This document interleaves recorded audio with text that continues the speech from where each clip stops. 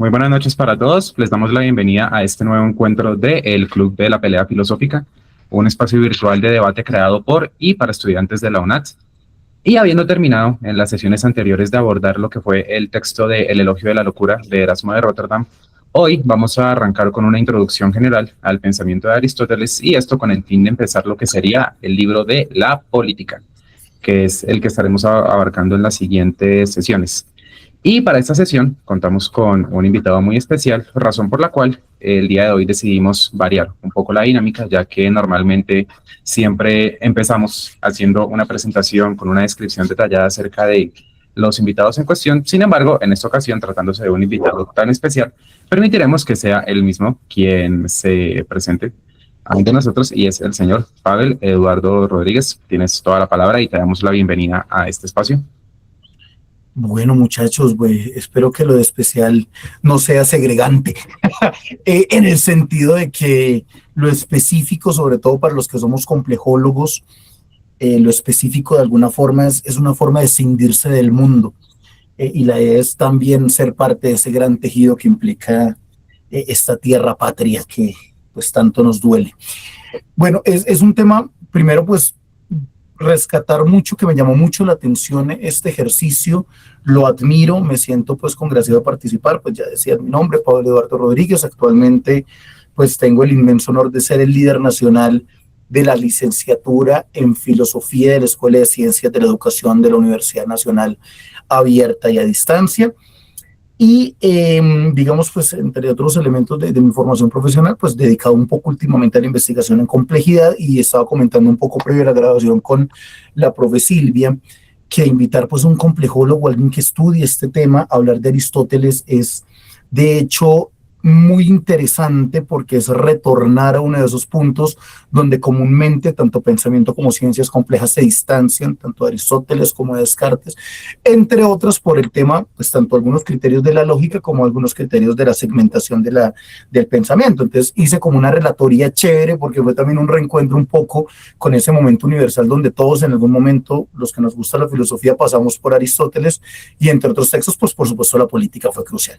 Entonces voy a leerles, no sé si cuando mueva la pantalla se mueva la ponencia, muy a la usanza así clásica filosófica, con ponencia escrita y todo el asunto.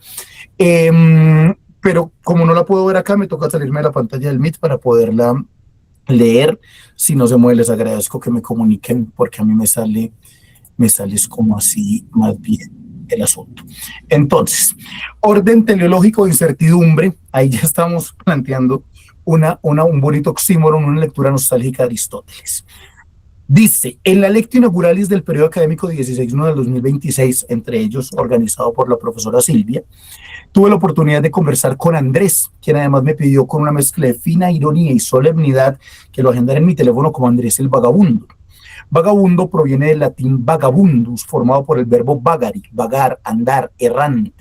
Y en efecto, aquel caminante que mascullaba palabras mientras irradiaba una energía difícil de domesticar, apostado en una esquina del auditorio principal de la sede nacional José Celestino Mutis de la UNAD, como quien observa el mundo desde su margen, me hizo una invitación sugestiva: participar en el Philosophical Fight Club.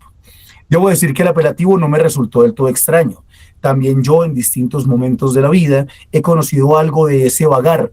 Primero las noches errantes de la juventud, recorriendo la ciudad con una guitarra al hombro y una mezcla de entusiasmo y desorientación propia de los años tempranos. Después, de maneras menos románticas, en las experiencias más duras del migrante indocumentado o del desplazado por la violencia. Formas distintas de ese errar en el que la biografía personal se entrelaza con las turbulencias de la historia. Por supuesto, reconocí la referencia cinematográfica, pero también advertí al diligenciar el formulario de inscripción que algo allí operaba en clave inversa, como si las reglas estuvieran dadas al revés, una suerte de pedagogía invertida. Inverso es, en cierto modo, ya lo venía diciendo, que un complejólogo lo inviten a hablar de Aristóteles. Inversa puede ser también una mirada del mundo que desde la alteridad nos permita reconocernos los unos a los otros en nuestros propios conflictos resueltos o profundizados, muchas veces por la palabra, por el pensamiento, por el consenso o por el disenso, por la capacidad de asombro y también por la incertidumbre. Confieso que por un instante pensé en decir que no tenía autoridad para hablar de Aristóteles, pero enseguida surgió la pregunta inevitable: ¿Quién tiene autoridad sobre qué en el territorio siempre abierto de la filosofía?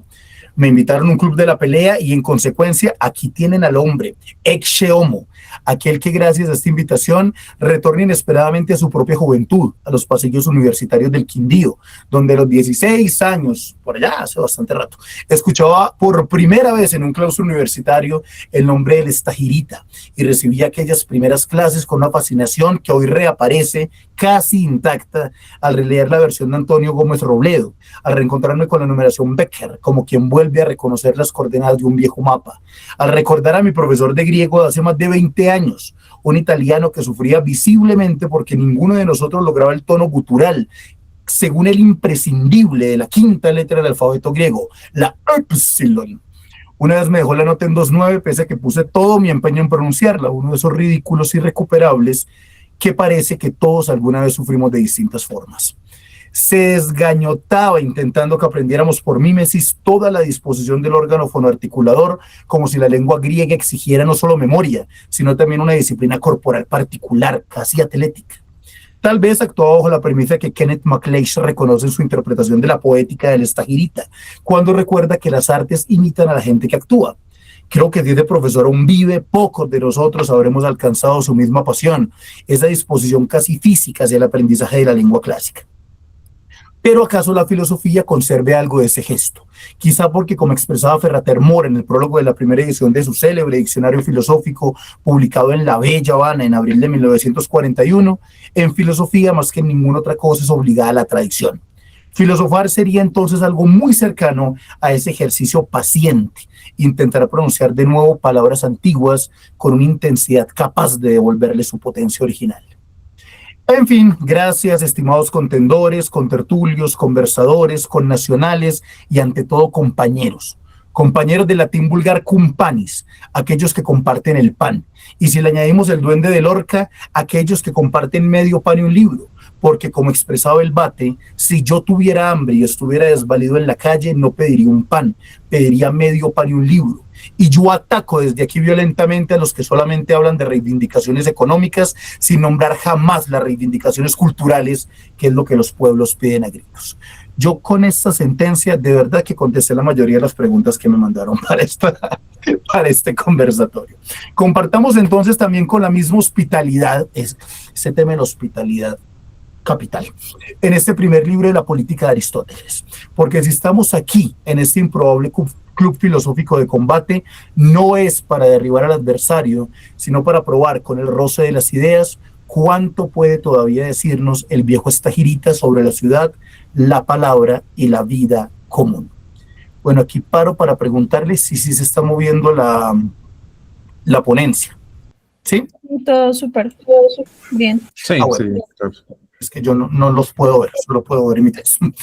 La política de Aristóteles, lectura del libro primero. Bueno, hay filósofos cuya obra puede leerse como un sistema, hay otros cuya obra es un mundo. Aristóteles pertenece a esta segunda estirpe.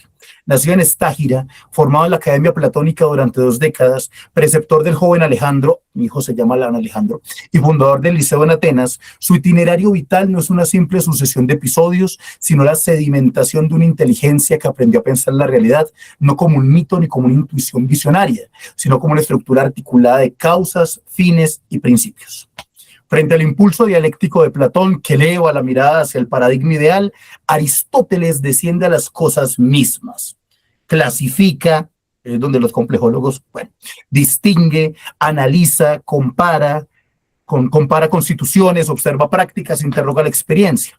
Pero ese realismo suyo no es empirismo provisto de altura metafísica, sino un teleologismo radical según el cual cada ente se comprende por su fin, cada potencia por su acto, cada comunidad por el bien que la constituye. Esta última frase básicamente va a ser el eje rector, por lo menos fundamentalmente el libro primero que fue la invitación, aunque varias de las preguntas me obligó a hilar un poco en otros libros como tal. La política no es por tanto un tratado aislado sobre el poder, sino la culminación de la filosofía práctica. Si en la ética la pregunta decisiva era por el bien humano y la eudaimonía como actividad del alma conforme a la virtud, aquí la pregunta se amplifica hasta alcanzar la dimensión comunitaria. La ciudad no es un agregado contingente, sino la condición de posibilidad de la vida buena en sentido pleno. Desde su primera línea, el libro primero establece un horizonte teleológico que gobierna toda la obra. Toda ciudad es una comunidad y toda comunidad se constituye en vista de algún bien. La polis es, así, la comunidad suprema, porque se ordena al bien supremo, el más alto entre los bienes prácticos, no por mera acumulación cuantitativa de funciones, sino por jerarquía finalística. Lo divido un poco en reflexiones de mi lectura, capítulo a capítulo, los 5 capítulos del libro primero. Entonces arranco primero la génesis natural de la polis. El primer capítulo despliega el método que Aristóteles declara seguir, analizar lo compuesto hasta llegar a sus elementos simples, con el fin de comprender no solo el origen, sino la estructura interna y la finalidad del crecimiento de la ciudad. Este procedimiento responde directamente a su concepción de la naturaleza. Aquí soy un poco atrevido, pues digamos que para mí en la naturaleza aristotélica se entiende no como mera materia indiferenciada, sino como una suma de hechos empíricos, ni una suma de hechos empíricos, sino como un principio interno de movimiento y de reposo orientado hacia un fin. Nada en la fisis es casual o arbitrario. Cada realidad tiende hacia su cumplimiento propio y solo se comprende plenamente cuando alcanza su entelequia.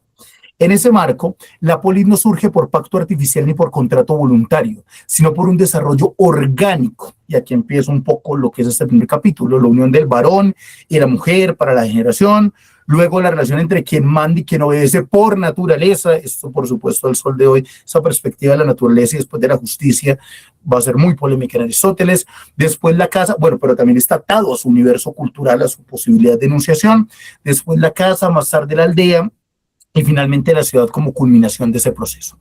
La ciudad no es un artificio superpuesto a la vida humana, sino la forma en la que la naturaleza humana se realiza plenamente en el orden práctico. Aquí toda la dimensión teleológica, si se quiere finalística, es la inclinación, ¿sí? La inclinación de esa fisis humana hacia la conformación de ese bien supremo. De la afirmación decisiva, la ciudad es por naturaleza anterior a la casa y a cada uno de nosotros. Eso es lo que tiene que ver con el tema de los fines. Esa anterioridad no es cronológica, pues el individuo y la familia existen antes en el tiempo, sino ontológica y por supuesto teleológica.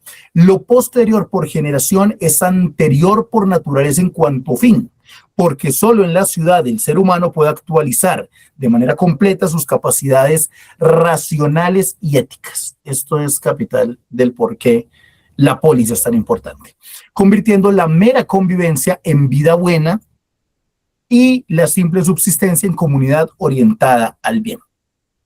Aquí se revela el núcleo metafísico del argumento político. La polis es entelequia, esto es, cumplimiento de una tendencia inscrita en la fisis humana. El hombre no es simplemente un animal gregario, es además, los célebres son politicón, es un animal político, porque solo en la ciudad puede actualizar plenamente el logos. Ya ustedes lo saben mejor que yo, el logos en Aristóteles es distinta a toda la polisemia del concepto de logos, facultad que para Aristóteles no significa únicamente el lenguaje en el sentido instrumental, sino razón articulada capaz de expresar y discernir significados normativos. A diferencia de los demás animales, y aquí la gran diferencia muy célebre entre logos y foné, que poseen voz foné, estoy hablando de Aristóteles, no me mires feo Silvia, para manifestar sensaciones inmediatas como el placer y el dolor, el ser humano posee logos, es decir, la capacidad de enunciar y deliberar acerca de lo conveniente y lo perjudicial, de lo justo y lo injusto, de lo bueno y lo malo. El logos es, por tanto, simultáneamente razón y palabra, pensamiento y discurso compartido. Es la facultad que permite no solo comunicar experiencias, sino construir criterios comunes sobre la vida humana. De que Aristóteles afirme que la comunidad política surge precisamente de la participación en tales juicios morales, pues la deliberación, aquí otro concepto clave que tienen que ir llevándole la línea, acerca de la justicia constituye el vínculo más propiamente humano. El logos funda la comunidad moral. La justicia es el orden de la ciudad, su estructura interna. La ciudad, en consecuencia, no es mero mecanismo de defensa ni instrumento de supervivencia. Es el espacio donde la racionalidad práctica se objetiva en normas, deliberaciones y decisiones comunes, transformando la convivencia biológica en comunidad ética.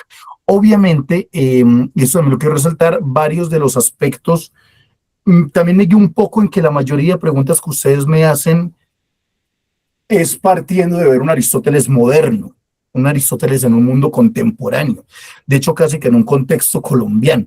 Entonces por eso me asumí la licencia estilística de utilizar algunos conceptos que no son propiamente del mundo griego, no es una hermenéutica a partir de los criterios griegos, sino que en algunos momentos utilizo algunos conceptos pues también un poco aterrizados para ir dirigiendo la ponencia un poco hacia la, digamos, mi respuesta muy parcial y limitada de las preguntas. Hasta que alguien quiere decir algo, continuamos la lectura. Es que a mí a veces me parece demasiado unilateral. Ustedes me dirán si continuamos o si quieren opinar algo hasta aquí. Yo creo que sería mejor que culminaras para tener el global de todo lo que escribiste y luego sí pasamos como a las consideraciones y el debate. Listo. La esclavitud natural. El segundo capítulo introduce una de las tesis más controvertidas de toda la obra, la doctrina de la esclavitud moral. Aristóteles distingue la esclavitud por convención y esclavitud por naturaleza. Esta última correspondería a aquellos que, careciendo de la capacidad deliberativa autónoma, participan del logos en la medida en que pueden percibirlo en otro. El esclavo es definido como instrumento animado, la célebre y compleja sentencia, fórmula cuya crudeza conceptual no puede disimularse. La argumentación sigue siendo teleológica. Quien puede prever con la razón es por naturaleza señor. Quien solo puede ejecutar con el cuerpo es por naturaleza esclavo. No se trata, en la intención aristotélica, de una mera justificación sociológica. Bueno, la sociología es muy posterior, pero digamos que lo utilizo así para hablar de una institución existente sin un intento de inscribirle en el orden de la physis. Sin embargo, incluso dentro de su propio marco conceptual, la tesis resulta problemática. Si el logos define al hombre como un animal político, la reducción de ciertos hombres e instrumentos introduce una fisura en la universalidad de esa definición. Esencialmente, la universalidad del logos y esas clasificaciones son parte de los objetos de estudio muy interesantes en Aristóteles. Aristóteles intenta limitar el alcance de la esclavitud natural subordinándola a la diferencia real de capacidades, pero el estatuto ontológico que atribuye al esclavo como propiedad viviente excede la simple relación funcional y cristaliza en una jerarquía rígida. Capítulo 3, las formas de autoridad en la casa. El tercer capítulo diferencia las formas de mando que coexisten en la oikía. El poder del señor sobre el esclavo, el del marido sobre la mujer, el del padre sobre los hijos. Aristóteles insiste en que no son idénticos, aunque a veces se los confunda. Cada uno responde a una estructura específica de relación. La autoridad doméstica no es la misma que la política, porque esta última se ejerce entre iguales que alternan en el gobierno, mientras que en la casa el mando es permanente y no recíproco. Aquí una relación entre la familia y la ciudad, las comparaciones, los elementos naturales de la inclinación del alma, pero también las diferencias esenciales dentro del mismo plano de la polis. Aquí se advierte una distinción fina entre igualdad política y desigualdad doméstica. La mujer posee una deliberación sin autoridad, el niño una deliberación imperfecta, el esclavo una deliberación dependiente. Esta clasificación, lejos de ser meramente descriptiva, organiza la jerarquía interna de la casa como microcosmos prepolítico, necesario pero subordinado a la ciudad. En el horizonte aristotélico, la familia, oikía, constituye la primera forma estable de comunidad, aquella en la que se satisfacen las necesidades más inmediatas de la vida, la reproducción, la subsistencia cotidiana, la organización del trabajo y la transmisión inicial de hábitos y disposiciones morales. Por ello, la casa no es un agregado accidental de individuos, sino una unidad orgánica que surge de relaciones naturales, la unión del varón y la mujer, la relación entre padres e hijos, la relación entre quien manda y quien ejecuta, misma que permite sostener la continuidad material de la vida humana. Sin embargo, esta prioridad no implica autosuficiencia. La familia es anterior a la polis en el orden de la generación, pero no en el orden de la finalidad. Aristóteles concibe la oikía como una comunidad orientada a la vida necesaria, mientras que la ciudad se orienta a la vida buena. Dicho de otro modo, la familia satisface lo indispensable para vivir, pero no puede realizar por sí misma la plenitud ética y racional de la existencia humana. En la casa predominan relaciones asimétricas y estables de autoridad, paterna, marital, señorial, que responden a la organización funcional de la vida cotidiana. En la ciudad, en cambio, emerge la esfera propiamente política, donde los ciudadanos deliberan entre iguales acerca de lo justo y lo conveniente para la comunidad. La polis no suprime la familia, pero la integra dentro de un orden más amplio en el que las capacidades racionales del ser humano encuentran su desarrollo completo. Capítulo 4, economía y crematística. En el cuarto capítulo, Aristóteles examina la adquisición de bienes, ya que distingue entre economía en sentido propio, orientada a la satisfacción de las necesidades naturales de la casa, y la crematística en sentido ilimitado, orientado a la acumulación indefinida de riqueza. El intercambio surge para suplir carencias, pero cuando el dinero se convierte en un fin en sí mismo, se produce una desviación. La forma más criticada es el préstamo con intereses, porque hace dinero a partir del dinero. Todo este tema de la crematística es también un objeto de estudio muy interesante. La naturaleza insiste, Aristóteles no ordena la riqueza al infinito, sino la suficiencia. La crítica no es puramente moralizante, se fundamenta en una ontología del fin. Si la polis existe para vivir bien y no simplemente para vivir, la subordinación de la vida política al lucro contradice su razón de ser. Aristóteles distingue cuidadosamente entre dos formas de adquisición: economía doméstica, todo lo que es la oikonomía, de donde viene economía como la entendemos hoy en día, orientada a la satisfacción de necesidades limitadas de la casa, y la crematística, orientada a la acumulación ilimitada de riqueza. La primera tiene un fin natural y determinado, la suficiencia necesaria para sostener la vida. La segunda, en cambio, tiende a carecer de límite, pues el dinero convertido en medio universal de intercambio puede multiplicarse indefinidamente. Por ello, Aristóteles afirma que existe una diferencia entre la riqueza natural, que tiene una medida definida, y la riqueza crematística, cuya lógica interna empuja a la acumulación sin término. La incompatibilidad aparece precisamente en este punto. La teleología aristotélica presupone que toda actividad racional se ordena a un fin que determina su medida. Verbigracia: el médico busca la salud, el constructor la casa, el gobernante el bien común. Cada práctica encuentra su límite en el logro de su propósito propio.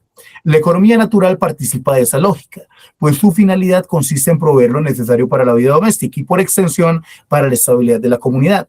Sin embargo, cuando el dinero se convierte en fin en sí mismo, la relación entre medios y fines se invierte. El dinero, que originalmente surgió como instrumento para facilitar el intercambio, pasa a convertirse en el objeto mismo de la actividad económica. En lugar de servir a la vida, la riqueza comienza a gobernarla. Este desplazamiento introduce un dinamismo que, desde la perspectiva aristotélica, resulta antinatural. La acumulación ilimitada no reconoce medida intrínseca, porque su finalidad no es cualitativa sino cuantitativa. Siempre es posible tener más.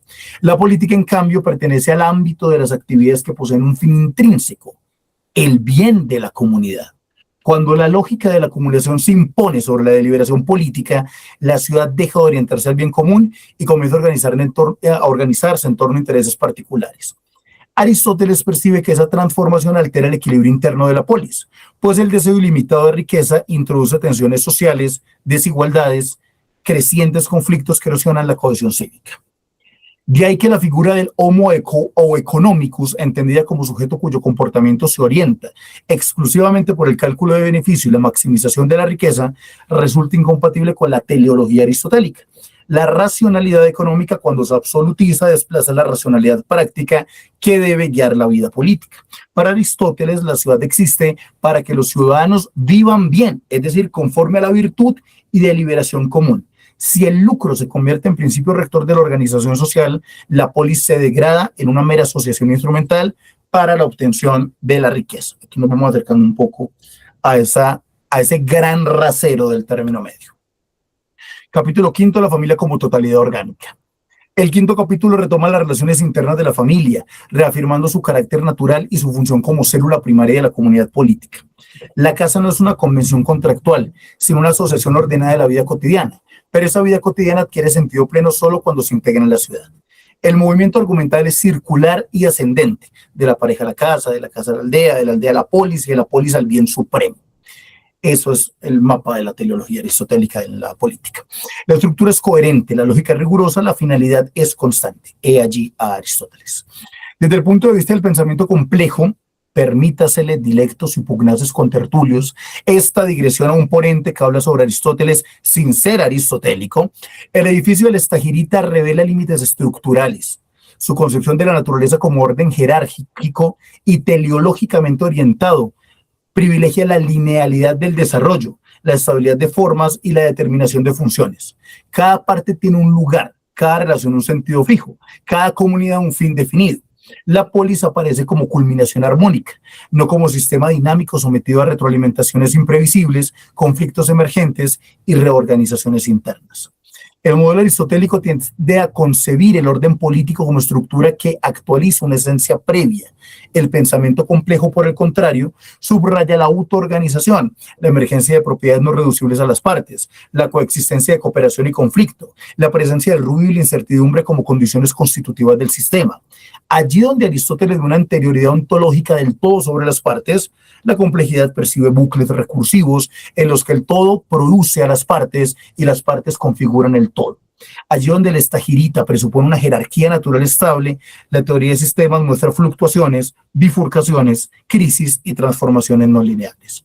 No obstante, el mérito indeclinable del libro primero consiste en haber comprendido que la política no puede disociarse de la antropología ni de la ética, que la ciudad no es simple aparato de coerción, sino comunidad ordenada del bien, que el logos y no la fuerza desnuda es el fundamento de la vida común.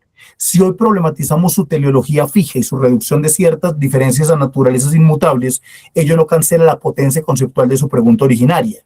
¿Qué es la ciudad y para qué existe? En esa interrogación inaugural, aún atravesada por límites históricos y ontológicos, sigue latiendo una de las más altas tentativas de pensar la comunidad humana como forma racional de la vida compartida. Esa sería, digamos, la ponencia en general. Después hice un subtexto sobre el tema de las preguntas, en especial porque las preguntas siento que no son intransferibles 23 siglos atrás Aristóteles. La mayoría de las preguntas que plantean, de alguna forma, o las que me compartió pues en ese momento Andrés, plantean algunos elementos generales de la teoría aristotélica, pero digamos que una respuesta aristotélica sería una respuesta siempre insuficiente, ¿sí? Por el contexto de las preguntas. Entonces, no sé si les parece algunas cosas que tuve que consultar y leer para tratar de dar respuesta a las preguntas. ¿Leemos desde subtexto sobre las preguntas? Ustedes me dirán. Sí, diría que sería lo mejor para ya, o sea, concluir con tu respuesta a las preguntas y ahí abrir el debate. Empezamos el debate. Bueno, una de las preguntas era, ¿es compatible el ideal aristotélico de la politeia, el gobierno de la clase media que busca el bien común, con la complejidad de un Estado moderno y globalizado? ¿O es en sí mismo un argumento retórico que enmascara los intereses de una clase social específica? Yo diría que en Aristóteles la politeia designa una forma de gobierno que busca estabilizar la comunidad política mediante el predominio de los ciudadanos en condición media. Eso es, digamos que no sé qué coincidir, es parte de su teoría.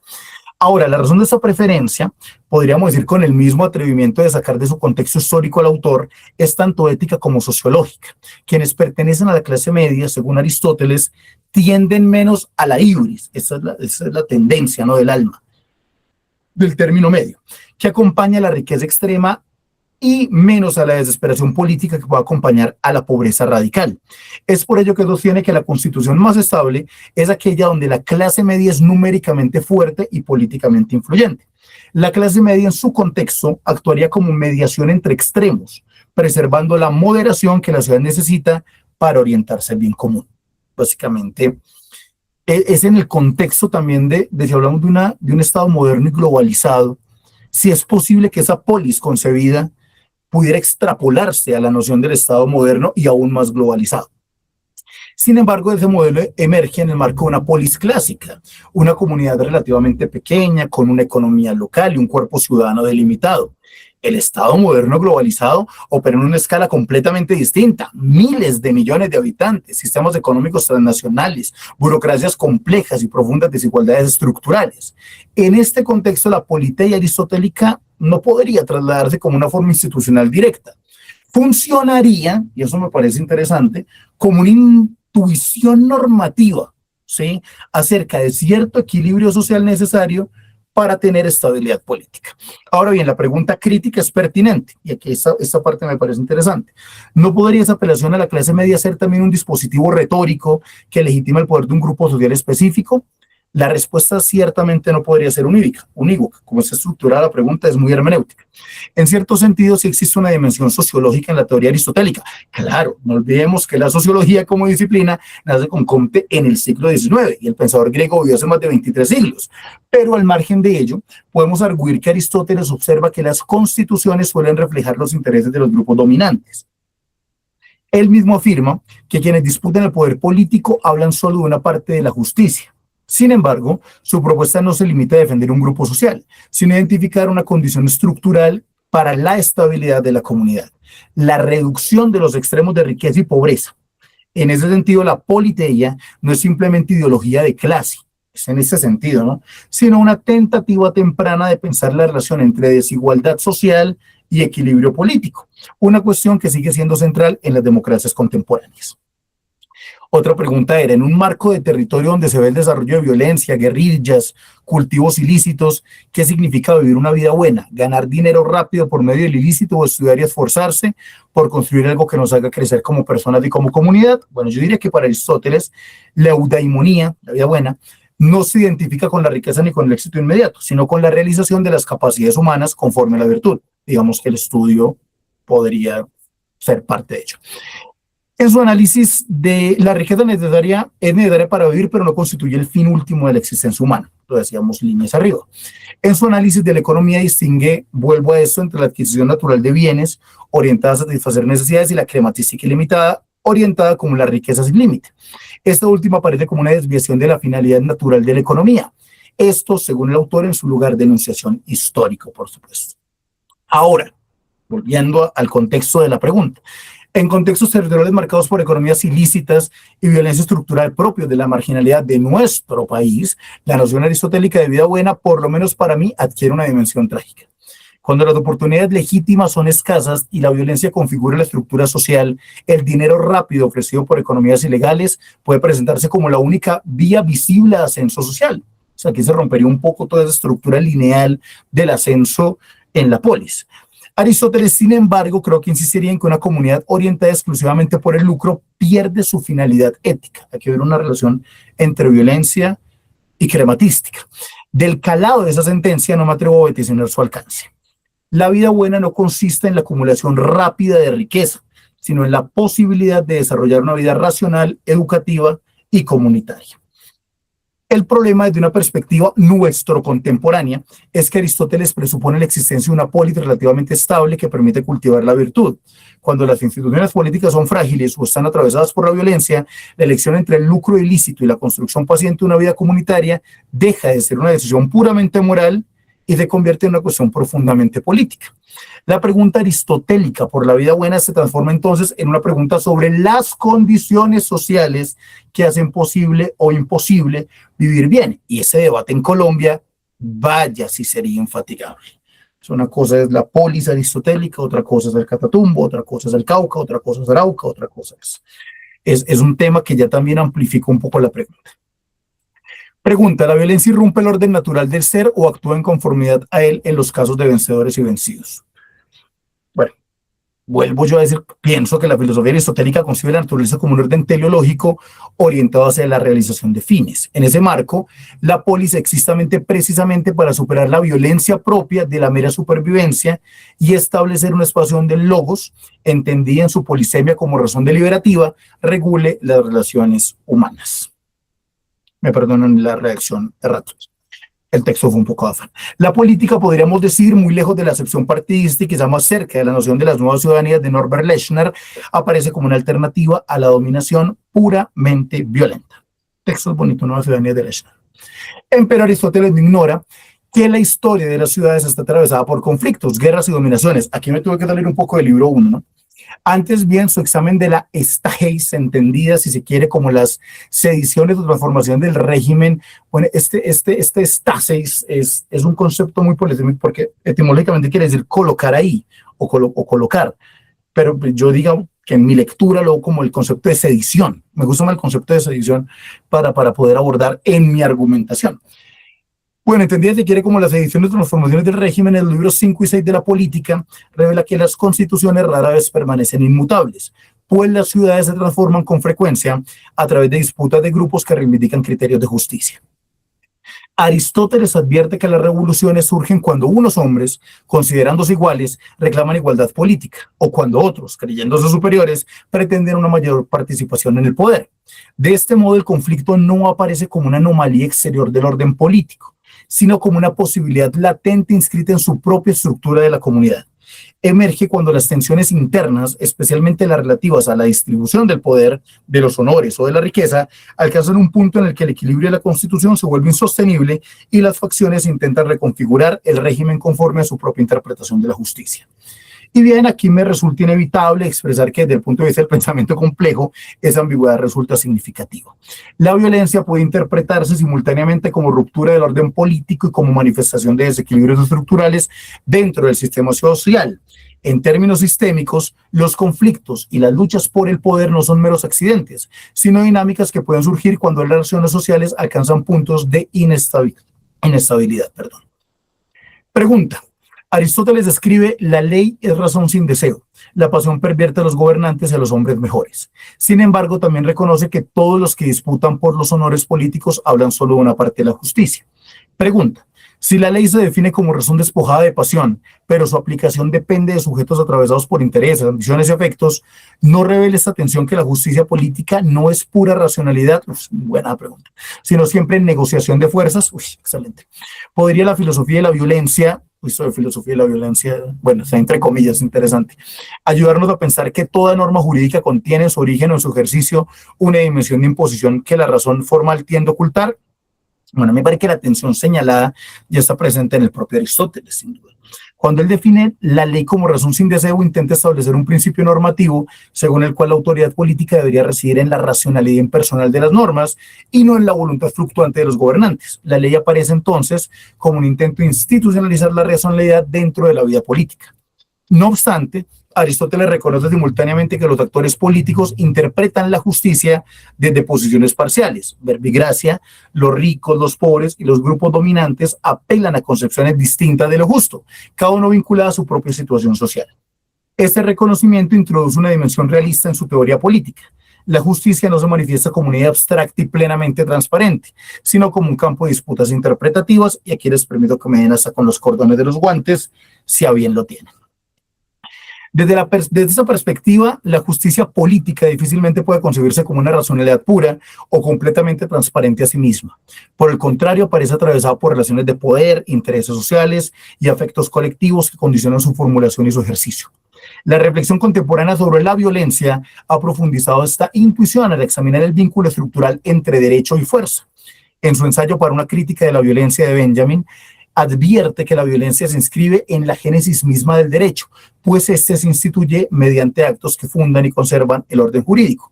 Por su parte, Derrida radicaliza este diagnóstico al sostener que todo momento instituyente del derecho implica una decisión performativa que no puede justificarse por una legitimidad anterior, lo que denomina el fundamento místico de la autoridad.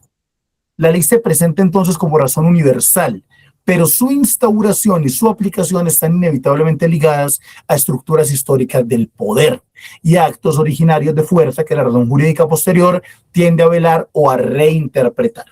Así, lejos de constituir un orden puramente racional, el derecho aparece como un campo donde racionalidad normativa, poder instituyente y conflicto social se entrelazan de manera inescindible, y creo que en ese punto ya me distancio un poco de Aristóteles.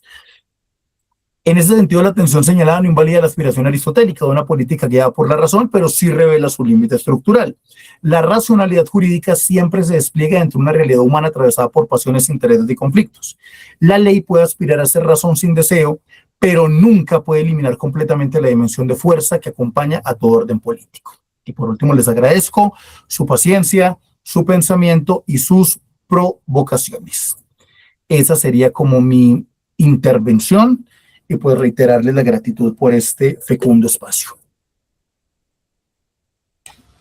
Listo, muchísimas gracias, Pavel. La verdad fue bastante extensa y enriquecedora esta primera intervención y creo que nos dio demasiado material para que podamos empezar un debate arduo y tendido. Entonces, recordando cómo funciona la dinámica del Club de la Pelea Filosófica, recuerden que aquellas personas que quieran intervenir deben alzar la mano aquí en el Google Meet.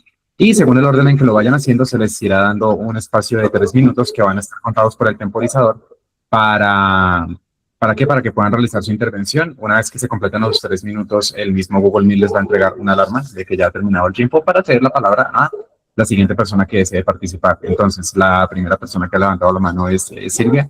Entonces, nada, Silvia, tienes la palabra en este momento.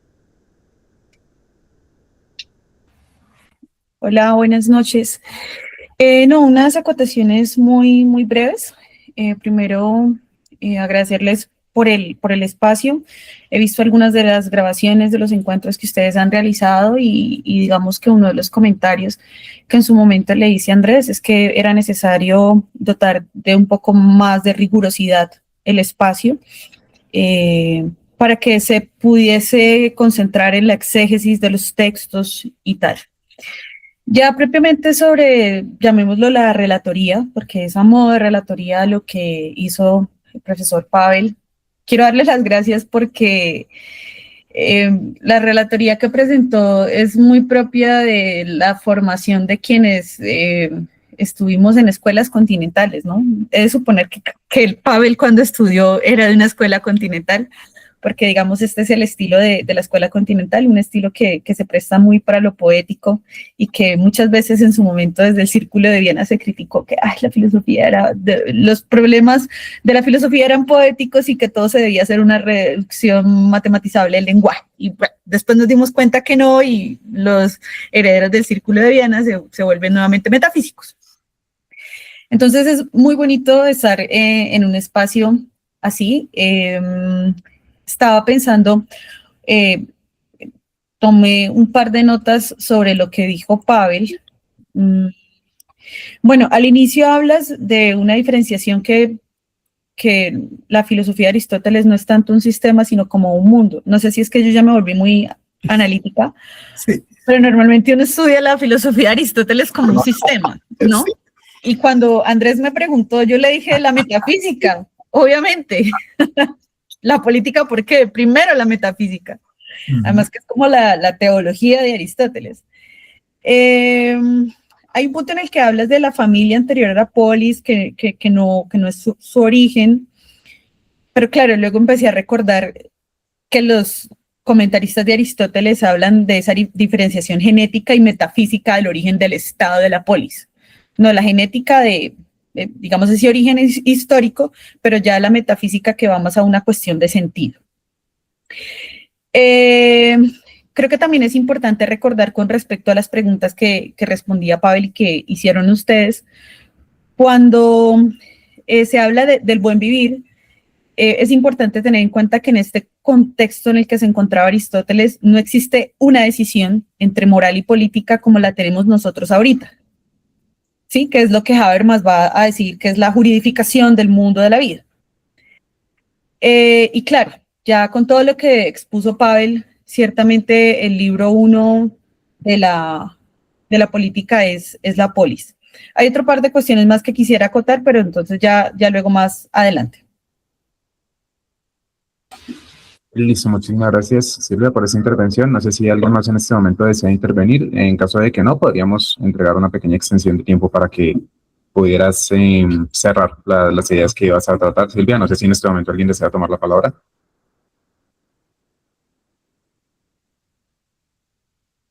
Bueno, en ese caso, vamos a brindarle otros 3 minutillos bueno, sí, si no va a manos levantadas, entonces vamos a entregar otros 3 minutillos, entonces, a Silvia para que pueda cerrar la idea en cuestión que estaba planteando. Entonces, un segundo que no me deja.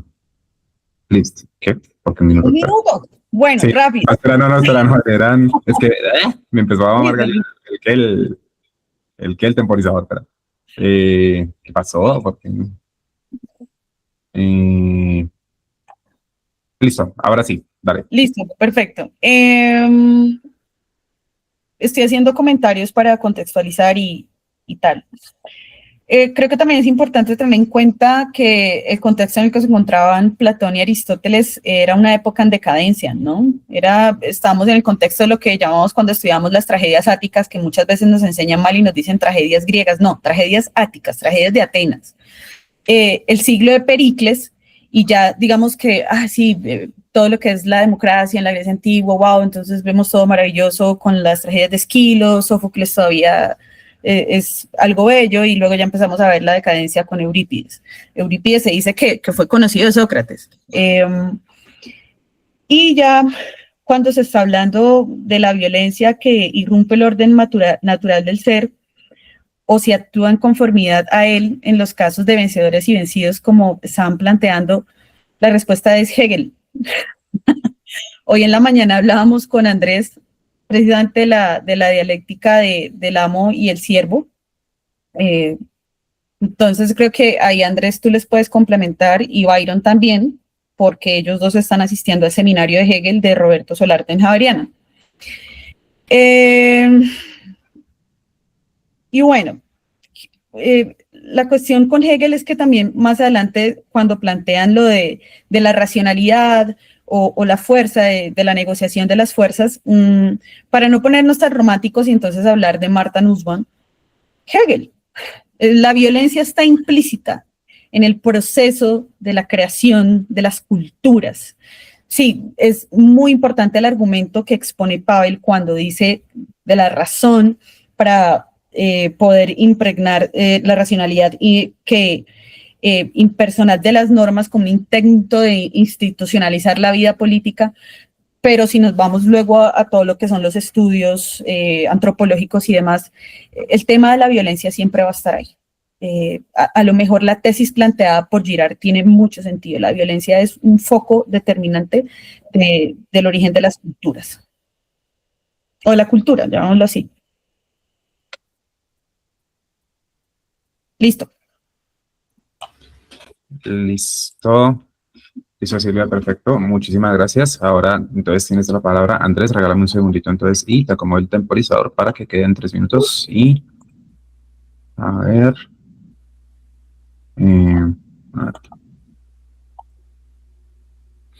¿Y qué pasó con ese temporizador? Listo. Ahora sí. Arranca, Andrés. Bien, paisanas y paisanos, buenas noches.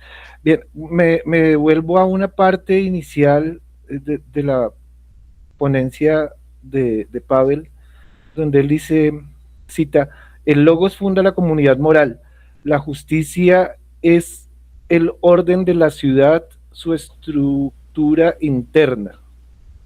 El orden de la ciudad, su estructura interna. Bueno, ahí difiere un poquito, es que el concepto de moral jurídicamente solamente va a aparecer en Kant. O sea, ese concepto jurídicamente no es aplicable, pues, como lo decía Silvia, en una ciudad esclavista, que ustedes son como muy románticos, muy, pues que, porque para mí Platón era como el cura de un pueblo. Entonces el man vino a decir que el bien era tal cosa, y pues, ¿quién más le iba a decir que no, si era el único cura? No había nadie más ahí. Y Aristóteles ya pasó a ser, fue como el alcalde, ¿sí? De una ciudad un poquitico más grande, de una ciudad un poquitico más organizada, más dada hacia lo multicultural de ese momento, porque ellos eran un imperio más cultural que bélico, y impregnaron hasta Alejandría, que eso era Turquía, o eso es Turquía. Entonces llegaron bastante lejos. Por ese lado, sí, digamos que no sé si fue que entendí mal o copiamos mal ahí los dos, o una cosita diferente. Por otro lado, sí estaba relacionado con esto de que la vida buena no consiste en la acumulación rápida de riqueza, sino en la posibilidad de desarrollar una vida racional, educativa y comunitaria. Sí, básicamente yo considero que creo que estábamos de acuerdo, lo dices Pavel, es que Pavel lo dice bonito todo, esa introducción estuvo muy romántica, bien bonita, la vamos a coger por ahí, macho, vamos a robarle un poquitico de carreta ahí al Pavel, para pegarle ahí en algún momento en los corticos. Bueno, el asunto aquí es, digo yo que, ubicándome ya en la violencia, yo creo que Aristóteles es violento en todo, es decir, es el papá de la violencia, ¿sí? Platón no es el abuelo de la violencia, Platón es el consejero de la violencia, ¿sí? Es el que lo aconseja, pero no sé si están de acuerdo o no de acuerdo conmigo, pero Aristóteles es un tipo que desde la concepción de la polis misma, la polis está diseñada para ser violenta, no para ser pacífica. Las normas de la polis están hechas para la violencia, para ejercer violencia, coerción, ¿sí? Eso creo que es Kelsen o Hart después en filosofía del derecho que lo van a formalizar, y ahí se vuelve el derecho positivista, pero sí me parece, y yo creo, no sé si mis compañeros están de acuerdo, en que hay una violencia total en Aristóteles, por lo menos en este primer libro. Por eso empezamos con la política de Aristóteles, teniendo en cuenta pues que la investigación nuestra gira en torno a esa filosofía de la violencia. Y si Aristóteles es uno de los papás, Kelsen, gracias Silvia, en ese orden, si es el papá de la filosofía, nosotros tenemos una filosofía fundada en la violencia. Así como lo dijo por ahí que ya el profesor Roberto, el asunto de la historia del hombre gira en torno a la violencia. Listo, Andrés, dale, muchísimas gracias. Dame un segundito, Byron, ya que ya te ubico el temporizador en 3 minutos y para que arranques. Entonces, y listo, dale, empieza y luego no. Ok, buenas noches. Ya que están justamente el profe Silvia, la profe Silvia y profe Eduardo, sí me gustaría un poquito más que matizaran el tema ustedes dos respecto a la época más o menos del periodo en que se redacta la política de Aristóteles. O sea, teniendo en cuenta el contexto y todo lo que acaba de decir la profe Silvia previamente del momento cultural, histórico, asumiendo que de lo que tengo previsto en mi mente es que estamos hablando de la etapa final de Aristóteles, casi que es como una especie de utopía lo que plasma en este libro, o sea, como una especie de memoria de lo que él quiso, quiere o propone, pero en términos concretos esto nunca llegó ni a la práctica, quedó como en lo etéreo, en el vacío, y justamente con lo que decía el profe Eduardo, respondiendo a una de las preguntas, tratar de extrapolar lo que hay ahí, o lo que manifestó Aristóteles a esta época, efectivamente un anacronismo bastante fuerte, bastante contraproducente, pero a la vez también me agarro al tema de ese ideal que intentó plasmar Aristóteles y cuál es también nuestro ideal en este momento. O sea, volver hacia dónde, por dónde girarlo, ya que mencionaba algo de esa vida compartida, de esa finalidad, de ese telos que hay detrás de la propuesta de Aristóteles en este libro o en este documento que tiene él. Entonces, en términos concretos, ¿qué hay específicamente de su contexto que de pronto haya funcionado o de dónde intenta recoger esto y que de pronto nos sirva, nos dé algo de luces para lo que hoy tenemos?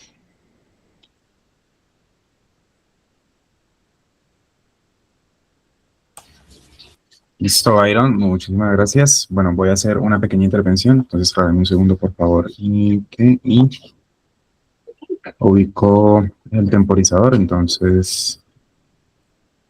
bueno, quedó en 2:42, me tiene paciencia si me extiendo otros 20 segunditos para completar los 3, entonces, bueno, empiezo. Bueno, yo fui realmente el que hizo la pregunta de si la violencia irrumpe con el orden natural del ser o actúa en conformidad en los casos de vencedores y vencidos, ¿por qué razón? Siempre he tenido como tal un conflicto con este concepto esos conceptos de civilización y de Estado y de razón. ¿Por qué? Porque tal y como nos recordaba Pavel, Aristóteles busca a través de esta organización del Estado y de la ciudad abandonar lo que sería la violencia irracional o la violencia del puro instinto. Sin embargo, esto termina legitimando una suerte de violencia que ya es muy propia de la razón instrumental. Aquí estoy de acuerdo con algunos planteamientos que hizo Silvia, porque claro, esta razón instrumental que está completamente desprovista de sentimientos termina convirtiendo ciertas abstracciones en universales y en absolutos, como lo es el concepto de la humanidad. Pero el problema de convertir a la humanidad, por ejemplo, en una abstracción es que siempre que se intenta defender esta abstracción a través de un discurso, termina vulnerándose directamente a las personas en el proceso, y como es una violencia que no viene del instinto, sino que viene de la razón, ahí obtiene su mayor justificación o incluso se reviste de virtud. A este respecto, recuerdo la cita que hace uno de mis escritores favoritos, que es Jacques Ellul, en el libro de Anarquía y Cristianismo, cuando dice que el mayor pecado es el pecado que comete el Estado, porque lo estatal es impersonal y por tanto el mayor crimen contra la persona humana.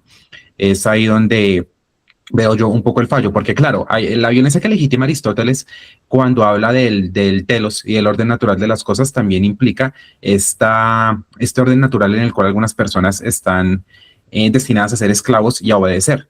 En el caso también de las guerras, cuando él habla de los vencedores y los vencidos, él dice que aquellos que fueron vencidos en una guerra también es porque son naturalmente hechos para ser esclavos y para ser sometidos, entonces no habría un crimen propiamente dicho en el hecho de que sean sometidos, y se legitima también una violencia de que aquel esclavo que desee escapar de esta esclavitud, pues también tiene que ser sometido porque está yendo en contra del orden natural de las cosas.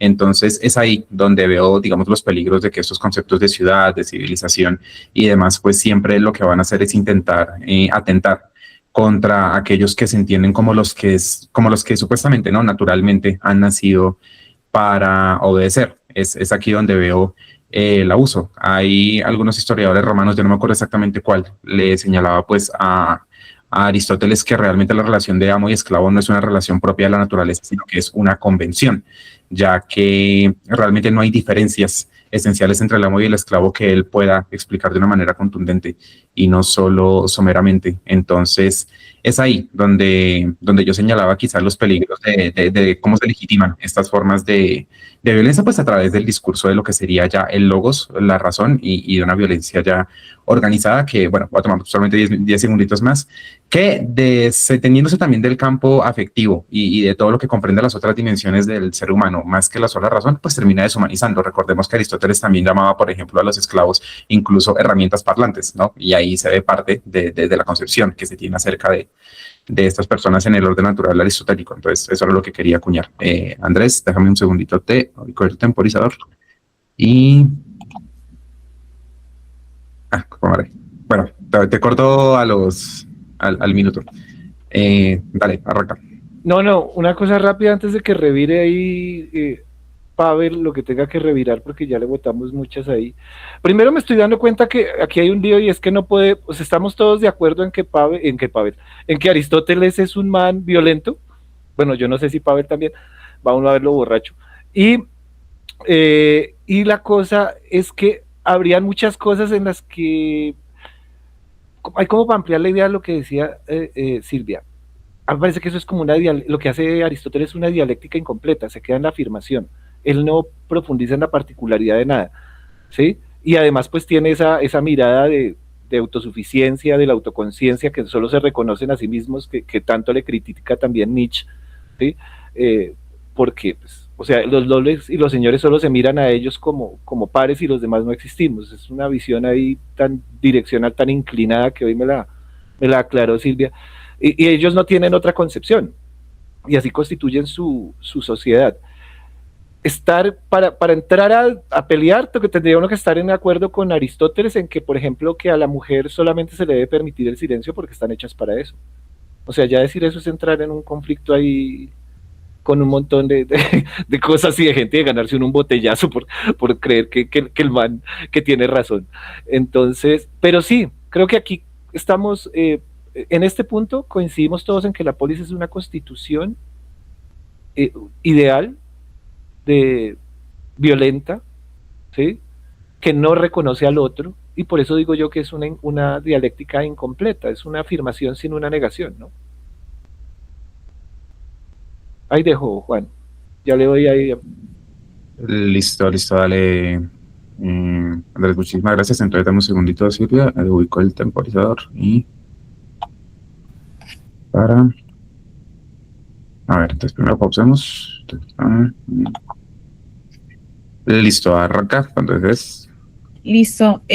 No, yo solo quiero dar un poco de contexto a lo que preguntaba Byron. Yo la respuesta a la pregunta difícil de la violencia se la dejo a Pavel. Estamos en un contexto de lo que les decía ahorita del siglo de Pericles. No es que si Pericles haya vivido un siglo, ¿no? Además sabemos que en esa época no había vacunas ni nada, entonces pues no había una prolongación de la existencia, llamémoslo así. Pero fue un siglo que en principio se marcó por un gran auge que tuvo Grecia en Atenas, en términos económicos, culturales, de su arquitectura y que todavía se puede evidenciar en su arquitectura. La cuestión es que pues luego empieza la crisis, por eso les decía, en las tragedias Vamos a ver en Esquilo como ese gran auge de lo que está haciendo Atenas y luego con Sófocles aún se ve, y ya en las de Eurípides pues empieza la decadencia, aunque claro, los registros doxográficos que tenemos de estos autores son mínimos, ¿no? Como sabemos. Y es el contexto también de la crisis de la polis, porque están en una decadencia, están en las guerras del Peloponeso, entonces hay una inestabilidad ahí, luego viene en el auge del poder Filipo II, Alejandro Magno, y también por otro lado estuvieron las guerras médicas, ¿era que se llamaban? ¿Sí? Que fue con las guerras médicas fueron con los persas y los medos. Con los persas, sí. Y los medos, con Ciro I. Listo. Entonces, digamos en general, ese es el contexto. Ahora, si Aristóteles o no se puede considerar, ¿cómo es que tú dices, Andrés? ¿Violento? Sí, uribista. No, pues es que los filósofos también lo que hacen muchas veces es presentar el contexto y el marco teórico. No sé si Aristóteles, estaba preocupado por su contexto, entonces, estaban en plena decadencia. No es como Heidegger, que se pone a preguntarse por el ser mientras todo se está destruyendo. O sea, lo siento mucho, pues cosas son así, y al que es nazi hay que decirle que es un nazi. Estuvo bueno. Sí, o sea, Aristóteles en ese momento no se está preguntando por el logos, no se está preguntando por la usía, se está preguntando por lo que está pasando. A lo mejor está siendo un poco descriptivo, tampoco voy a entrar a justificarlo, por supuesto, pero pues no podemos pedirle tanto al autor. De ahí que también entonces luego vengan y digan que es que Hegel es un súper retrógrado, un montón de vainas. No, pues es que la violencia está ahí latente, es que también somos animales, pero la otra cara es que también podemos ser muy cooperativos, podemos ser muy altruistas, y no solo nosotros, también especies no humanas. Lo que pasa es que esto no es parte del debate, pero es parte del espejo que nos permite empezar a replantearnos nuestra existencia en el mundo. Por eso es que Castro desea hablar de una metafísica a partir de la darwinización de las principales, digamos, corrientes intelectuales después del origen de las especies. Dejo ahí, ya con eso termino. Listo, Silvia, me parece que Pavel había levantado la mano. Antes de que hable Pavel, mientras usted cuadra ahí el reloj, yo no diría que uribista, abelardista, es que es ese carechimba del Aristóteles.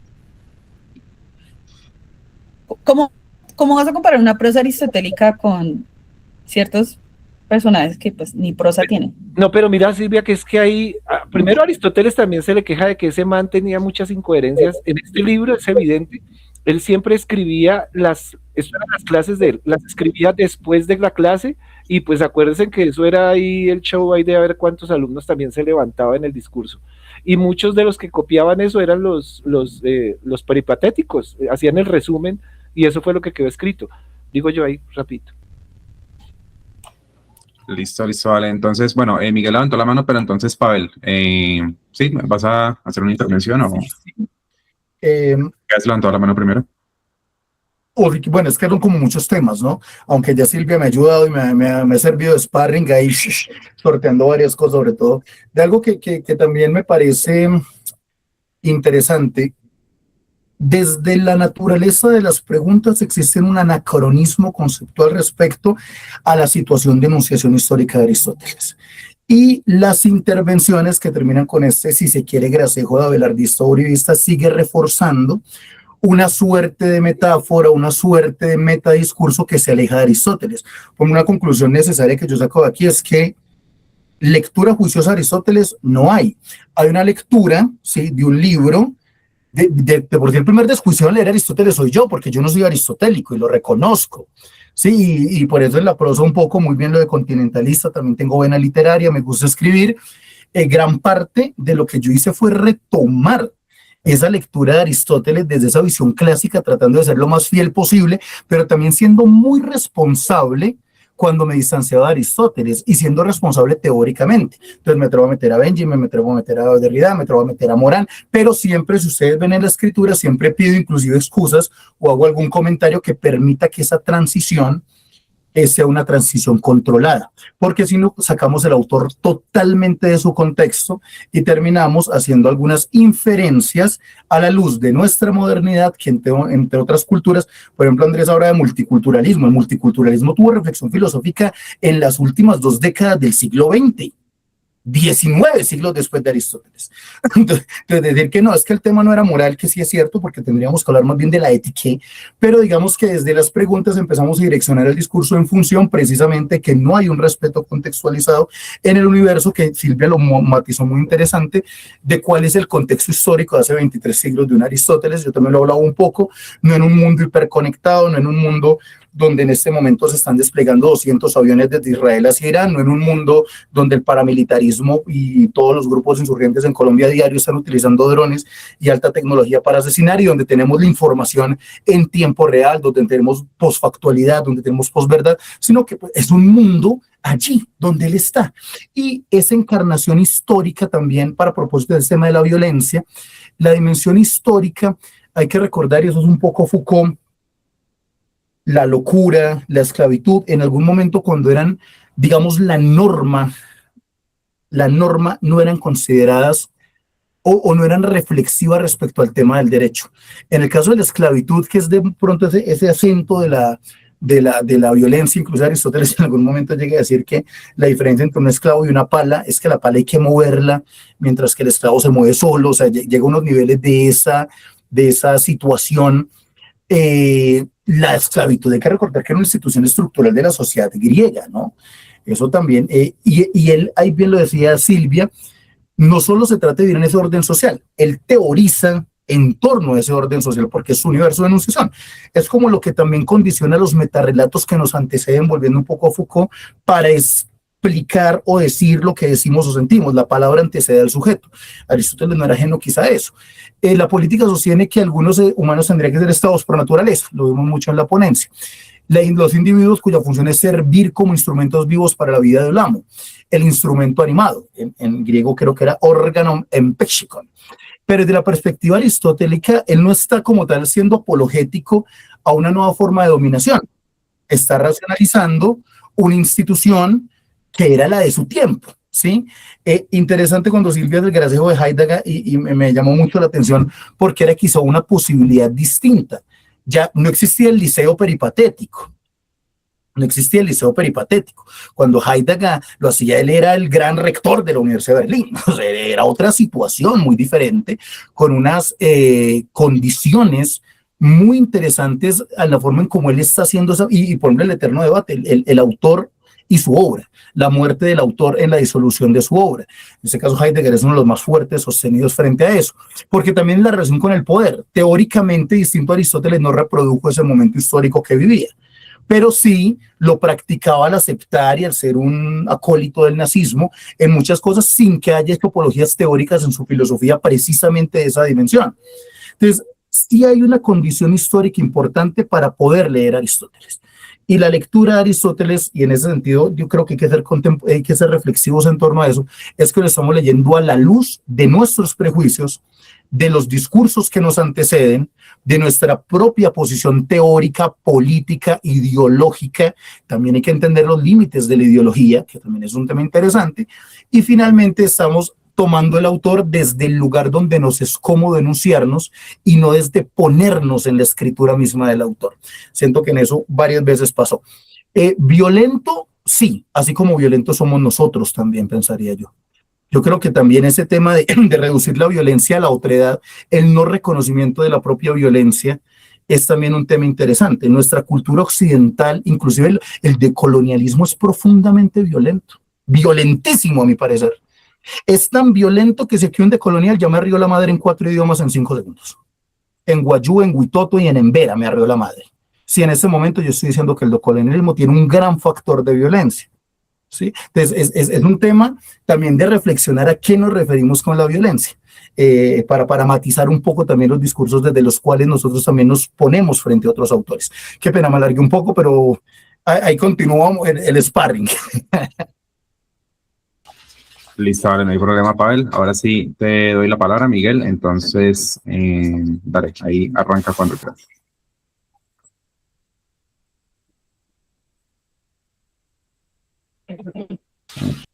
Creo que está silenciado, Miguel, no te escucho.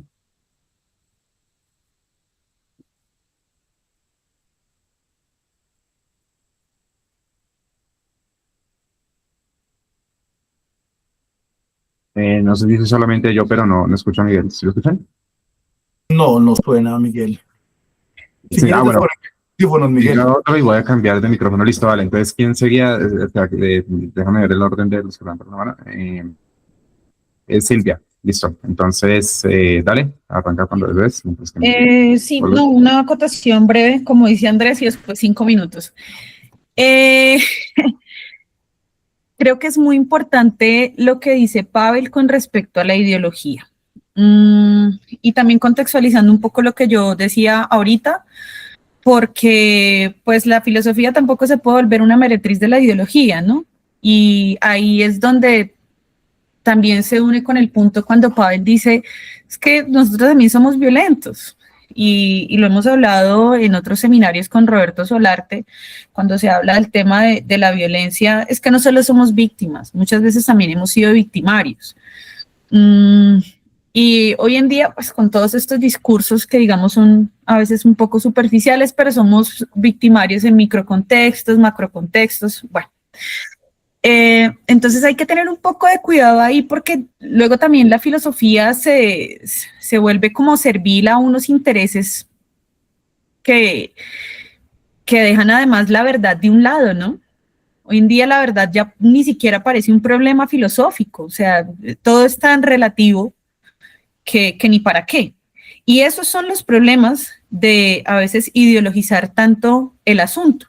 Y el punto es que creo que la parte clave que dijo Pavel es no mirar la violencia solo en términos de la otredad, el otro, ¿sí? Porque entonces todo el tiempo estamos tomando chivos expiatorios y todo el tiempo la culpa es del otro. Ya lo decía Stanislao en uno de sus ensayos, y que además es un problema que se trabaja ahora muy seriamente desde la psicología social, es muy fácil juzgar los defectos o los errores que cometió el otro, pero los míos siempre van a tener una buena justificación. Y luego eso se empieza a extrapolar en diferentes escenarios, en diferentes esferas. Entonces creo que es muy importante que tengamos eso presente.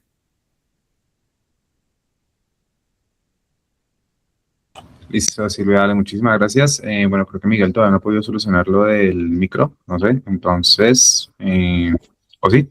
Ah, listo. Bueno, entonces, dame un segundito que puedo decir. Temporizador y... Listo, dale. Arranca cuando quieras.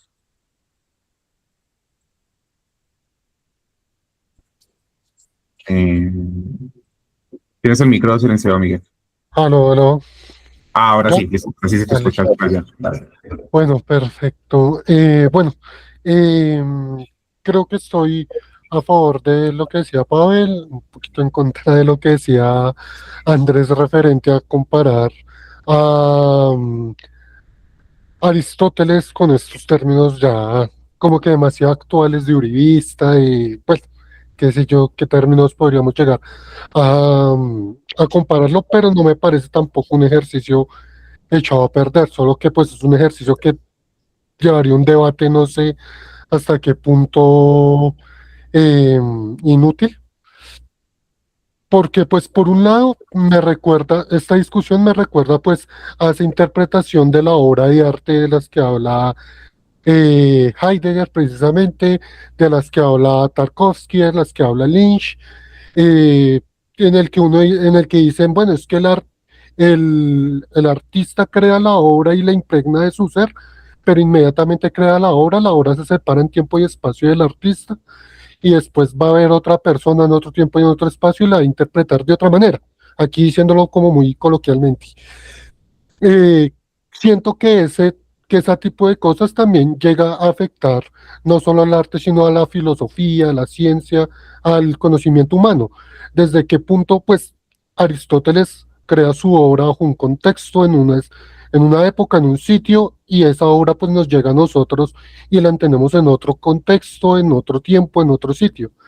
Entonces, ahí radican muchas dificultades y el comprender eso, el comprender esa distancia, pues es fundamental para comprender al autor, saber empezar a reconocer los sesgos que uno mismo tiene, los sesgos que el autor podría llegar a tener, porque si no nos vamos a quedar en que Aristóteles pensaba en determinadas maneras y entonces eso sería negativo y entonces borramos toda la historia, como que no, sino que tiene allí una serie de cosas por decir.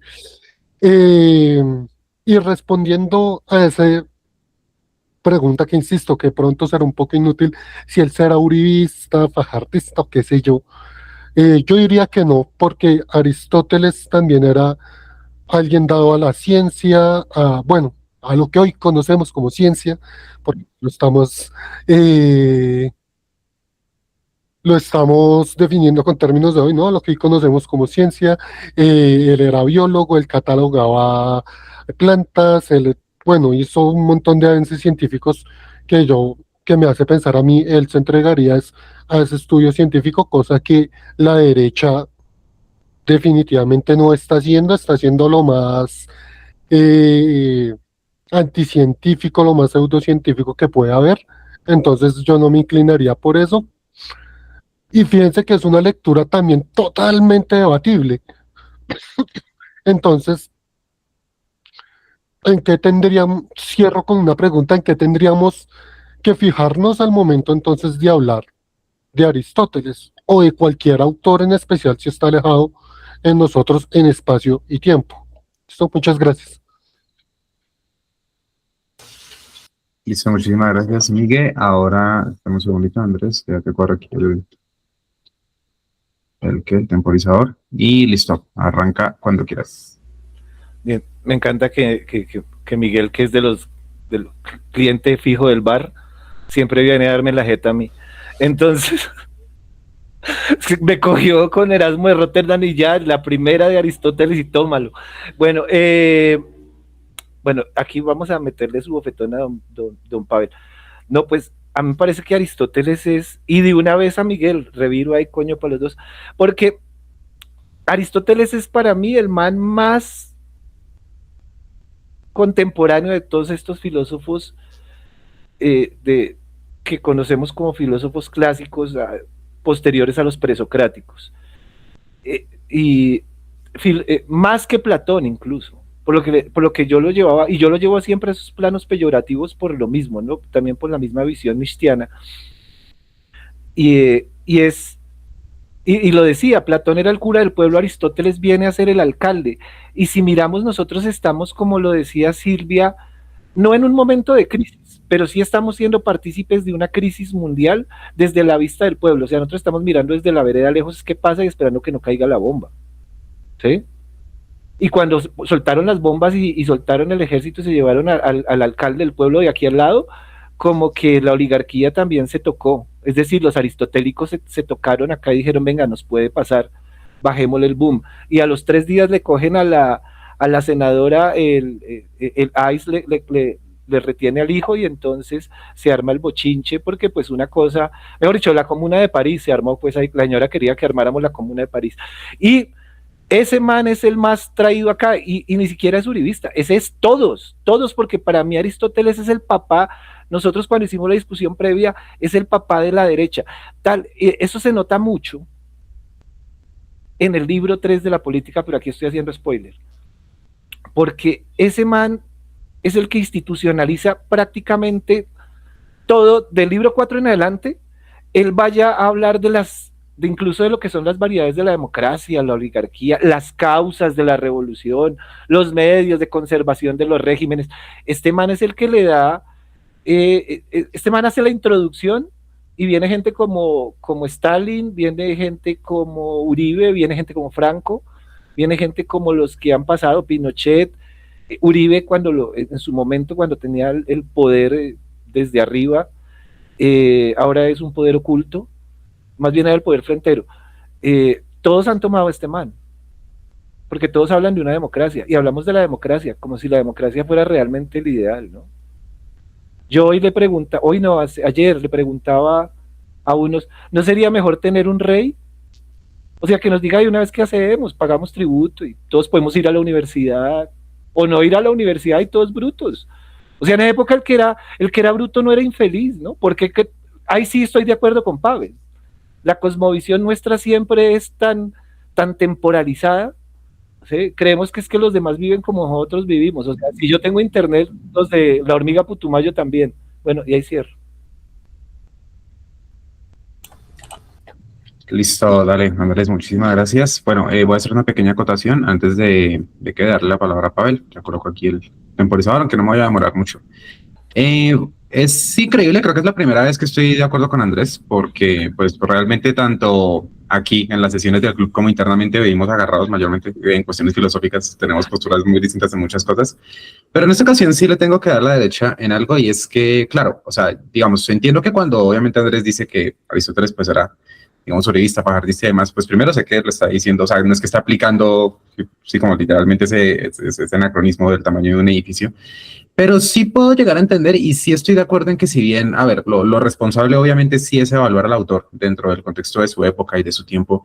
Y claro, o sea, es irresponsable aplicar conceptos mucho más modernos para poder referirnos a él o al menos no ser conscientes de que pues lo estamos entendiendo también inevitablemente desde nuestro propio contexto y también pues de acuerdo con Silvia en que o sea, en que una buena rigurosidad académica para entender el autor pues también implica eso, o sea, no partir de una postura ideologizada de la filosofía, sino analizarlo en su contexto, pues también yo sí, o sea, manejo la postura de decir, bueno, o sea, también se puede ser crítico con estos autores desde lo que era en su propio contexto. O sea, también considero que pues hay razones o elementos para poder afirmar que las ideas de Aristóteles, incluso en su momento, pues también llegaron a ser cuestionables. Pavel comentaba un poco al respecto acerca de que, pues sí, efectivamente, digamos que el contexto socioeconómico de la Atenas de la época pues, se sostenía sobre la esclavitud, pero tampoco fue un autor que se alzara contra ellos, sino que pues en cierta manera también la justificó a través de lo que él llamaba el orden de la naturaleza, que ahí en un comentario Byron había afirmado que Aristóteles se resumía en seguir el orden natural de las cosas, pero también si lo hablamos dentro de su contexto decimos, bueno, o sea, ¿cómo decirlo? ¿Qué tan sólidas eran estas justificaciones acerca de afirmar la esclavitud dentro del orden de la naturaleza? ¿En qué manera pues también el contexto de Aristóteles afectaba lo que él entendía como el orden natural de las cosas? Y hasta qué punto también había una cierta conveniencia en entender ese orden natural de las cosas para mantener esas relaciones de poder. Entonces yo creo que sí, o sea, manteniendo una cierta rigurosidad académica se puede aplicar también pues una parte crítica a estos autores en cuestión, ¿sí? O sea, me parece, en ese sentido estoy como de acuerdo con Andrés en que no, pues sí, en que tampoco son incuestionables, pues, en el contexto de su época era lo que quería acotar. Y bueno, ahora sí, pues, déjame coger el temporizador y te doy la palabra, Pavel. Arriba la posmodernidad. Voy a ir a Aristóteles siendo no aristotélico. Si yo me pudiera aquí hablar de todo lo que implica el pensamiento complejo respecto a lo que teóricamente aporta Aristóteles en términos filosóficos, se nos va la noche entera. Entonces voy a jugar a este paso que ustedes tienen del golpe cortico. Y les voy a empezar a decir algunas cosas que también se explayaron en la ponencia y quiero saber si ustedes piensan si esto es derecha radical. Empezando porque el concepto de derecha, pues obviamente es un concepto, me llama la atención Andrés, viva la posmodernidad, pero el concepto de derecha y política es un hijo de la modernidad política. Es más, es de la Revolución Francesa, por allá en 1789, girondinos a un lado, jacobinos al otro, los que están a la derecha, los que están a la izquierda, ¿quién a favor de la monarquía, quién en contra de la monarquía? Entonces miren cómo también el lenguaje nos lleva a esos mismos juegos donde finalmente deberíamos decir viva la modernidad política de la Revolución Francesa, igualité, fraternité, pero somos decoloniales, o sea, también somos un mar de contradicciones y también hay sesgos en la hermenéutica. Y yo me voy a ir con temas estrictamente dichos por Aristóteles sin ser aristotélico. Yo creo que Aristóteles era un hombre profundamente antirradical. Si uno lee a Aristóteles en filigrana desconfía tanto de la democracia extrema como de la oligarquía pura. La estabilidad del orden político es uno de los elementos centrales de la política de Aristóteles. Por eso él previene la estasis, ese que les comentaba ahorita, que es la sedimentación. Para él es capital en ese concepto tan polisémico de prevenir la estasis, es la sedimentación. Finalmente, es evitar la guerra civil. Eso sería muy del uribismo, muy del abelardismo. Por ejemplo, la centralidad de la clase media. también es capital. De hecho, una de las preguntas estaba enfocada. Eso es muy del uribismo o del abelardismo, ¿sí? Porque es que Aristóteles, hablando directamente con el tema de la centralidad de la clase media, habla que las ciudades estables son aquellas donde la clase media es fuerte. Entonces, nos damos el debate por el mínimo. Yo soy un defensor del salario mínimo, perfectamente defensor del salario mínimo, ¿sí? Entonces, ni muy ricos ni muy pobres. También es una cosa clara en Aristóteles, ni muy ricos ni muy pobres, para evitar dominación del sistema político. Pues en lo personal no me suena extrema derecha facha, en sentido estricto, como para utilizar un poco el coloquio. No veo en Aristóteles, dentro de esta primera lectura, una aristocracia pura. No creo que hable de democracias radicales. Yo creo, y es lo que yo leo en Aristóteles, salvo que teóricamente pues haya un disenso en ello, que él piensa en un equilibrio social desde lo que implica su momento histórico, su enunciación del Estado, ¿sí?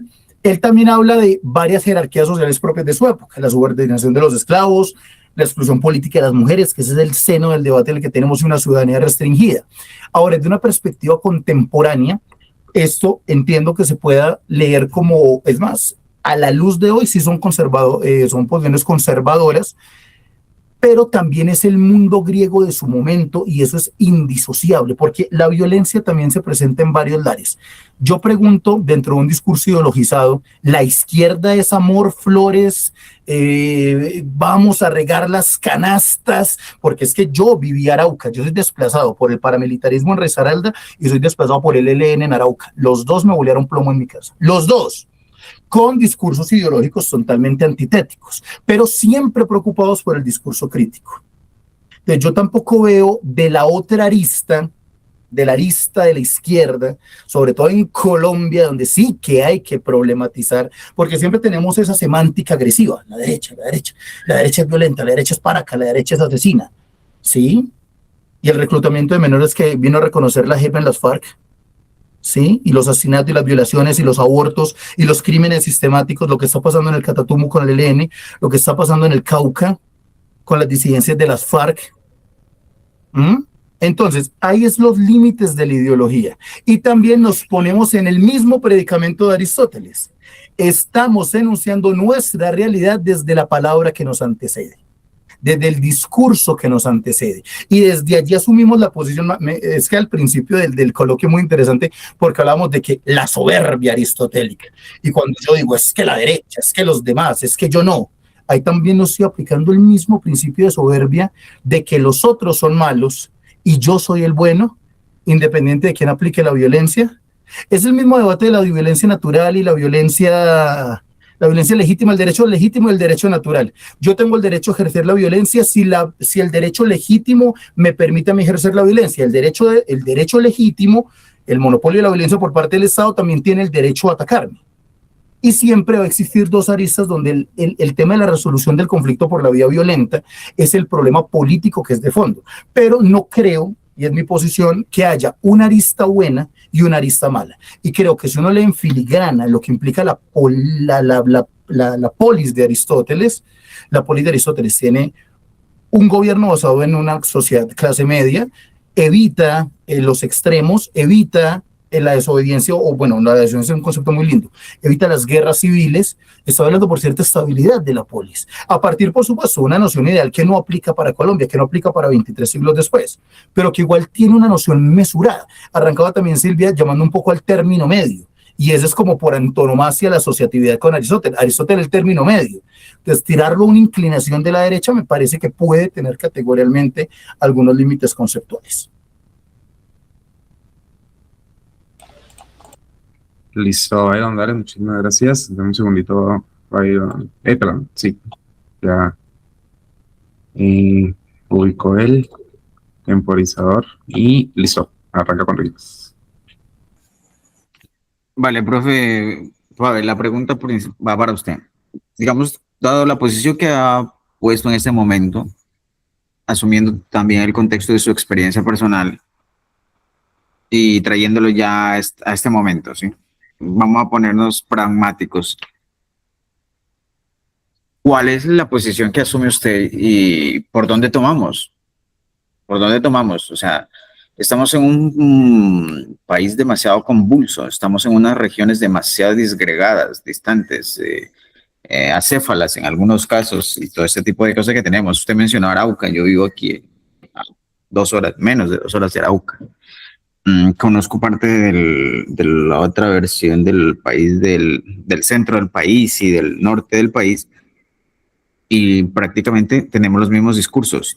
La violencia ha permeado generaciones y seguirá permeando generaciones. Acaba de decir un ejemplo muy puntual de los jóvenes reclutados. Esos jóvenes reclutados hoy tendrán 36, 32, 28.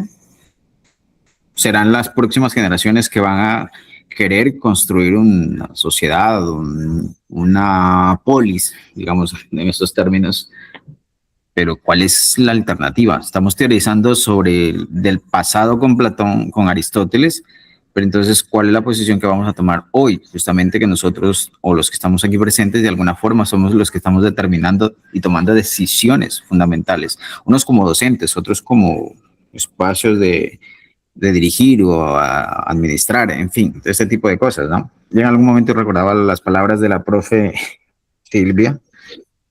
Decía, a mí me gusta la investigación y este tipo de cosas, pero al final otros que hagan el trabajo sucio, no en esas palabras, pero pues de lo administrativo, ¿no? Y aterrizo, yo estoy en el territorio, a mí me toca tomar decisiones muy puntuales con los chicos, con el presidente de la junta, con los padres de familia, con este tipo de cosas. Ahí es donde yo me juego justamente el decidir hacia dónde construyo una polis, una nueva perspectiva de polis entendida en nuestro contexto. ¿Sí?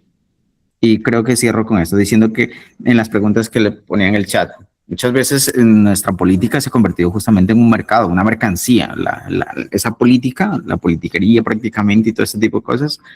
Y hay una acumulación actualmente infinita también de cada uno, ¿no? O sea, se ha disgregado ese ideal de comunidad que en algunos momentos ha salido aquí en la discusión, y el asunto de la política ha pasado, no sé si a un tercer o un cuarto momento, y ha quedado efectivamente no el ideal de política, sino a resolver todo por la violencia. Y ahí sí vuelvo con lo que decía Andrés. Al final la naturaleza prevalece. Listo, muchísimas gracias, Byron. ¿Quieres contestar de una? Sí. Sí, no me voy a tomar tanto tiempo porque me alargo mucho. No, me gusta mucho lo del territorio, porque eso, bueno, es que no quiero, claro, porque ¿se acuerdan cuando hace un rato les decía, cuando uno hace ciertas críticas a ciertos presupuestos inamovibles de algunas personas, se empieza a ejercer una violencia simbólica, y ya me ha pasado. Si tú me preguntas mi formación, yo soy un hombre fundamentalmente formado en la izquierda, desde niño, y desde la izquierda dura, juco, de para arriba, lo que usted quiera. Y sin embargo, en esa línea tan radical de una formación temprana, desde la niñez, cada que yo empiezo a generar estos procesos de pensamiento crítico, de mirar las aristas desde los bordes, empiezo una mirada de sospecha, y una mirada de sospecha que ya me ha granjeado problemas antes, pero pues eso es un club de la pelea, entonces es una gran oportunidad para poderlo plantear. Tú conoces el territorio, me imagino que eres del Casanare, por ahí de Agua Azul o de Yopal, me imagino que de esos pueblos cercanos, Paz de Ariporo, que es la frontera donde se entra Tame, y cuando entra Tame entra uno a Saravena, y cuando uno escucha Saravena, recuerden el 2007, cuando el periódico El País habló de los 15 infiernos del mundo, y entre los 15 infiernos del mundo estaba Saravena, también estaba Arauquita, yo trabajé mucho tiempo en Arauquita, o sea, yo conozco eso porque gran parte de mi interés, bueno, ya soy más viejo, ya me vine para la ciudad, pero gran parte de mis intereses de juventud, que lo hablaba un poco en la ponencia también cuando hacía el paréntesis con el vagabundo Andrés y el vagabundo Pavel, era que también soy alguien que vaga por el mundo, y me ha gustado caminar, y he sido migrante ilegal, y he sido desplazado por la violencia.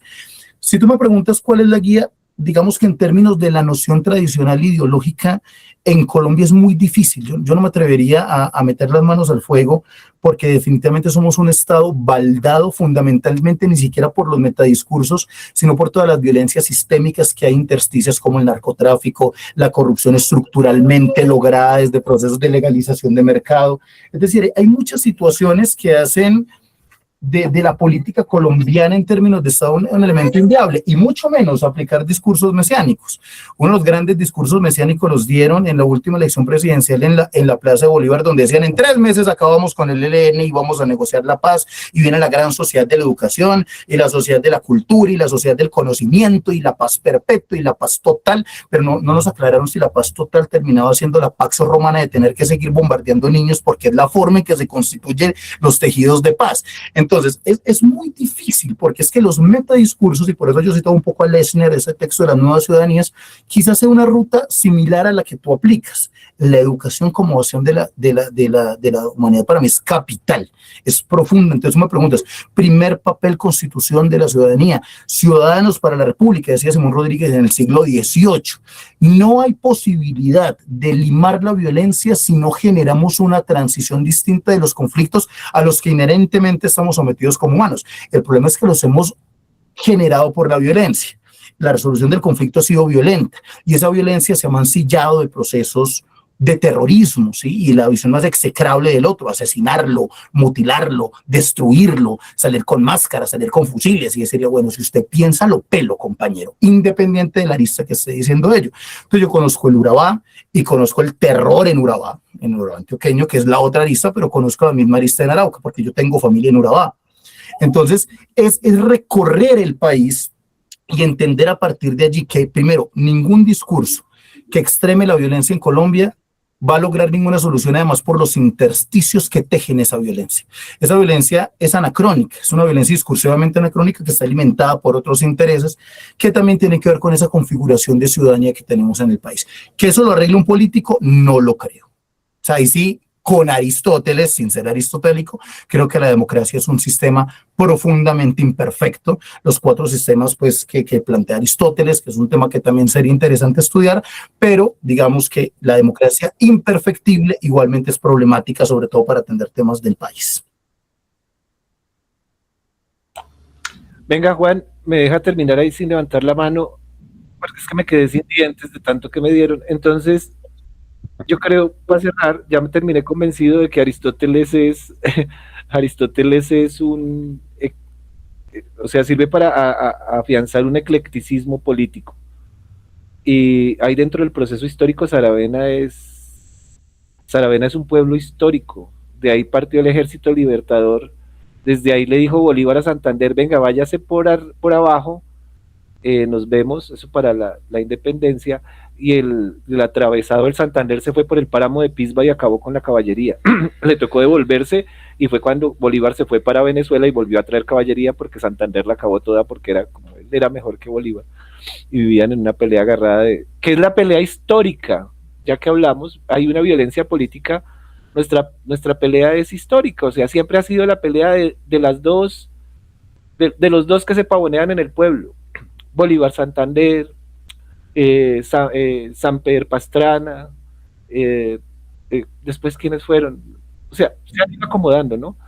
Dependiendo de lo que el marketing de la violencia les ofrezca a ellos para establecer su discurso político. ¿Sí? Es eso. Y pues nada, no sé, ya hay era como cortico eso. Termino creyendo, sí, es un eclecticismo, o sea, sirve para el eclecticismo político. Y no sé, Juan, yo creo que ya, si quieres, concluye. Bueno, déjala a la profe Silvia hablar. Mira, ahí sí le digo: profe, oiga, aquí me cogí autodormido aquí, oiga, ¿por qué estoy diciendo profe? Bueno, Silvia. Sí, no, dale, dame un segundito solamente, te paro el reloj. Yo creo que con el tiempo que hay ahí ya. Es una acotación muy breve a partir de lo que dijo Pavel. Creo que me rehabilité la política. Yo creo que nunca nos vamos a rehabilitar de la política. Quizá de lo que nos vamos a rehabilitar es de estar en esos movimientos que son tan ideologizados y que no permiten esa crítica tan importante. Claro, la política necesita ser práctica, y todos esos cuentos que a veces terminan también justificando la corrupción. A propósito de algunos que fueron ministros, que ahora dicen que esto es lo peor, y que dicen que no se debe hablar de corrupción porque eso termina generando más polarización. Pues no imagino de qué podríamos hablar en un país como este, en donde literalmente se roban la plata. Pero ya haciendo, volviendo a lo que quiero decir y no poniéndome tan política, hay un punto sobre lo que habló Pavel con respecto al tema, digámoslo así, el contexto, de entender al autor en su contexto y todo lo que venía diciendo también, extrapolándolo a la actualidad nuestra, porque creo que ese también es el valor que siguen conservando estos autores, por eso son clásicos. De otro modo no los seguiríamos estudiando, ¿no? Lo que en su momento para Kant, cuando estuvo trabajando el racionalismo, pues no solo era Leibniz y demás, sino también Wolff, y pues nosotros ahorita no estudiamos a Wolff. Bueno, hay algo muy interesante de lo que decía ahí Pavel, y es cuando habla de estas figuras que, si bien él no lo dice así, se está refiriendo a las figuras mesiánicas. El problema de los populismos, ¿sí? Entonces, claro, la derecha es perversa. La izquierda no lo ha hecho bien, porque la izquierda también en sus alas más radicales empuñó las armas. Y eso generó una huella de un país que está profundamente fracturado. Por eso Pavel hablaba, por ejemplo, de los niños reclutados, pero no solo eso. Es que Andrés lo de recordar, y Byron también, que el lunes en seminario se habló que estas cabecillas, cúpulas que fueron de las FARC, aceptaron que además violaron a la gran mayoría de esos niños que fueron reclutados, los abusaron sexualmente. Aquí no solo estamos hablando de mujeres, estamos hablando también de varones, porque en Latinoamérica los niños varones hay una proporción muy grande de abuso sexual hacia ellos. Entonces, el tema de lo mesiánico, del populismo, va a ser fundamental para el que ustedes quieren estudiar sobre la filosofía y la violencia. Deben hacer un rastreo también por ahí, deben rastrear desde Weber, deben rastrear desde Guillermo O'Donnell. Ahorita no recuerdo otros autores, y también deben rastrear acá en Colombia lo que ha trabajado Andrés Botero con respecto a la figura del hiperpresidencialismo, que es del texto que le había mostrado en estos días a Pavel, que yo escribí algo sobre eso, que se lo voy a pasar. Es un texto del que ahorita no me siento muy orgullosa al nivel de redacción, pero creo que da unas ideas importantes ahí. Yo retomo precisamente a Weber, a O'Donnell, a Botero. Entonces, yo creo que es importante tener eso presente. La teoría política de Fajardo, yo creo que no tiene. Es muy superficial. Alguna suma tendrá por ahí. No, pues es que... Se quedó dormido escribiéndola. Es que esto queda grabado, lo van a subir a donde, a YouTube. Sí, señora. Sí. No quiero hacer comentarios políticos tan comprometedores. Después del domingo, sí. No, es porque, pues, para mencionar grupos políticos, pues tampoco. No creo que sea a nivel del debate. Es que finalmente creo yo que Silvia y uno cae en el de garantías. Me gusta vivir. No, mentiras. La vida es una mierda, pero está chévere. En medio de todo uno aprende a subir la piedrita como si sí, y vuelve y se cae, y es una huevonada que uno está haciendo todo el tiempo, pero es parte del sentido. El efecto padre Maciel, sí, gran ser humano, ¿no? Nada, hasta ahí. Listo, bueno, pues no sé si de pronto hay alguien que quiera hacer una acotación final, o de lo contrario, pues podríamos cerrar aquí. Yo creo que se ha abordado muchos temas importantes, se ha hablado largo y tendido, y no sé si ha llegado a conclusiones buenas. No sé si de pronto alguien quisiera hacer alguna acotación. Sebastián. Listo, palabra. Solo dos palabritas. O sea, quedo como con el, no el sinsabor, sino como un profundo resquebrajamiento sobre también lo que uno se propone, ¿no? No sé si les pasa a ustedes, pero, güey, madre, estamos a puntas de unas elecciones que vienen ya este fin de semana, y revisando lo que propone Aristóteles, lo que han mencionado ustedes, lo que decimos acá, y dice, como volvemos y empecemos, ¿no? Un sinsabor tenaz, o sea, eso es mi conclusión del día de hoy, ¿no? Más allá de todo lo que se ha dicho. Listo, Pavel. Tienes la palabra.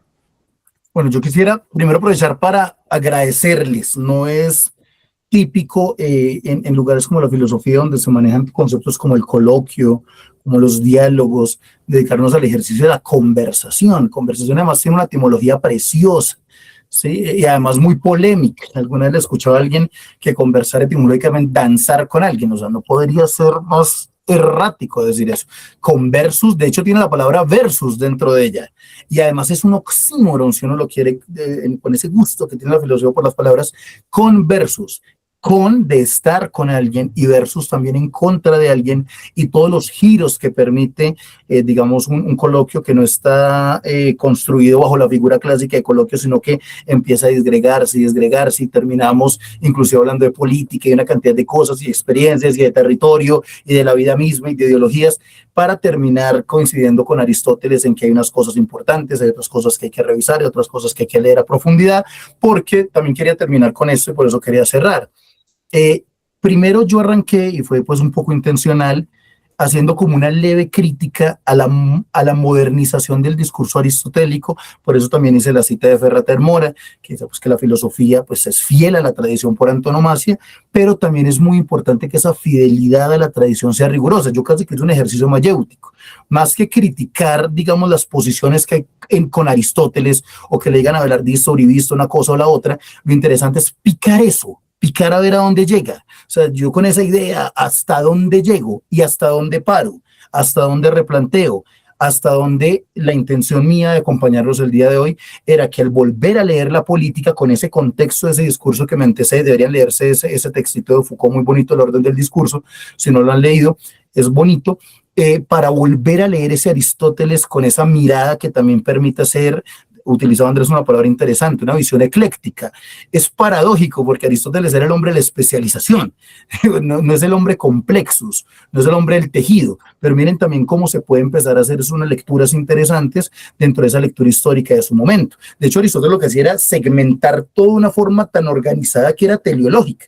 O sea, le iba aquí la familia, aquí el esclavo, aquí una cosa, aquí la otra, todo en una rutica, y eso es como se construye la polis, y porque es que la polis es la inclinación de la fisis, y entonces eso tiene un fin teleológico. El man todo lo organiza muy bien, pero miren cómo se pueden hacer unas digresiones y unas lecturas, por supuesto, muy interesantes cuando también sometemos al escrutinio de nuestra propia racionalidad esos convencimientos o esos inamovibles que tenemos. Por eso yo les decía en la ponencia un poco, yo pensé en decirles que no, yo no estoy autorizado para hablar de Aristóteles, no es mi área de especialidad. Yo nunca, esta es la primera vez que escribo algo sobre Aristóteles, pero también lo quise escribir, porque me pareció bonito. Yo nunca he escrito de Aristóteles, y de hecho más bien cuando he escrito le he tirado durito. Y ahorita tengo la oportunidad de leer la política otra vez, como cuando tenía 16 años, cuando no habían tantos discursos todavía.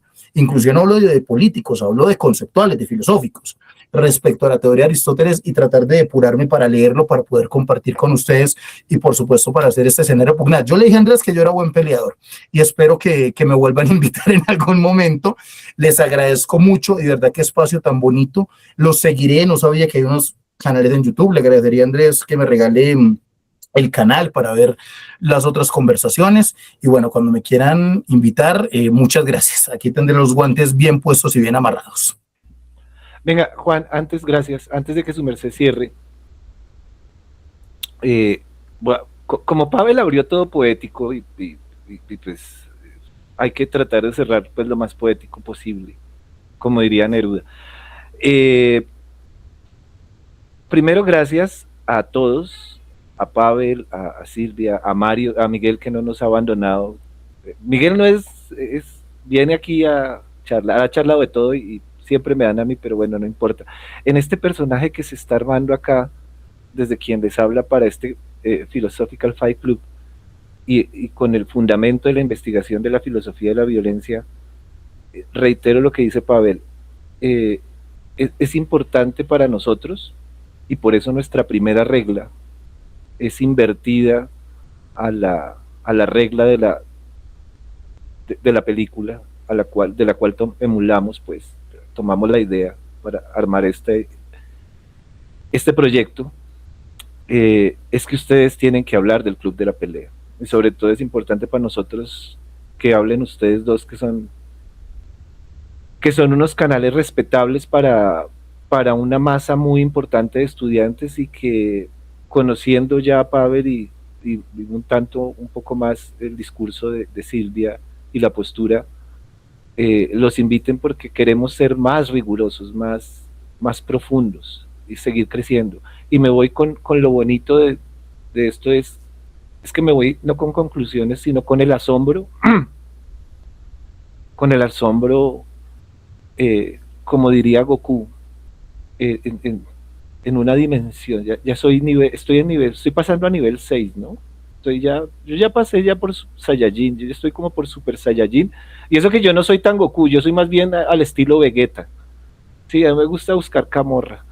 Bueno, le dije a Pavel, no me des su teléfono porque yo peleo con todo el mundo y ya enseguida, apenas tuve el primer chicharrón, salí a llorarle. Entonces, además de una postura muy petulante, no es que no están al nivel de mi discusión, es que eso es lo interesante, ¿no? De leernos a nosotros mismos. Sí, ¿no? Pues estoy leyendo a Hegel, o sea, yo solamente me reflejo a mí mismo, hermano. Entonces, gracias de verdad, a Miguel también, que nos charle, y bueno, ahí seguimos en eso, ¿no? De verdad, es como una obligación para ustedes, esto sí es obligación. Ya vinieron a cascarnos, entonces ahora vengan, que aquí nos recibimos. Y estamos armando pues este proyecto, que me parece a mí que es interesante, todo lo que ustedes nos aportan. Me quedo con esto de que nuestra visión de Aristóteles es muy acomodada. Y no solo Aristóteles, hemos acomodado a Sartre, ¿sí? Le han pegado una acomodada al crucificado, a Nietzsche, brava, bárbara. Byron, que estaba leyendo a Heidegger también. Sebastián, que es amigo de Kierkegaard, dígame si no le han pegado una acomodada en Hollywood, hermano. Y eso cuántas veces no lo hemos debatido. Es decir, la filosofía, se lo dije en didáctica a Cristian, y lo charlamos acá cuando hablamos en Erasmo de Rotterdam. Le dije, la didáctica, la pedagogía es una concubina del mercado. Y si no hacemos más reflexiones profundas y no abrimos más espacios como estos, la filosofía va a terminar siendo la concubina del mercado también. Yo quiero agregar algo con respecto a lo que dice Andrés y a propósito de esa frase final que acaba de decir. La filosofía también se hace en diálogo, definitivamente, no solo el filósofo que está aislado allá en la torre leyendo libros y ya. En ese orden de ideas, les quiero dar las gracias por este espacio tan enriquecedor. Me gustaría acompañarlos más seguido, pero pues a veces se presentan situaciones. Sin embargo, como les digo, quiero resaltar este escenario de debate, pero de debate que digamos ha sido riguroso, ha sido fuerte. Ahora sí que cobra mucho más sentido el Philosophical Fight Club. Pero sigue siendo un debate respetuoso, sigue siendo un debate sobre las ideas, así se debe mantener. A veces notamos en algunas facultades o departamentos de filosofía que el debate se vuelve personal y se cae pues en falacias, o luego el debate deja de existir y se convierte en palmadas en la espalda, comités de aplausos, y creo que el asunto no se trata de eso. Entonces, el punto medio. Quiero darle las gracias a Pavel porque, como le decía al inicio, ha sido muy, muy bonito volver a encontrarse con un texto, digamos, con una carga continental tan fuerte. A propósito de las críticas que a veces suele recibir tanto la filosofía continental, yo creo que tanto lo que es la filosofía continental como analítica tiene sus puntos a favor y sus puntos flacos, como todo, ¿no? Y eso a veces, como dice Juan José Botero, creo que se llama este profesor de la Nacional, se convirtió más en un debate ideológico que cualquier otra cosa. Así que, pues nada, motivarlos a que por favor sigan adelante. Por supuesto, lo que esté de mi parte, comentarle a otros estudiantes que puedan y quieran participar. Y creo que ustedes también abren esto para que participen personas o estudiantes que no solo son de la universidad, ¿no? Entonces, qué bueno sería que también pudiésemos encontrar gente que esté interesada en estos encuentros.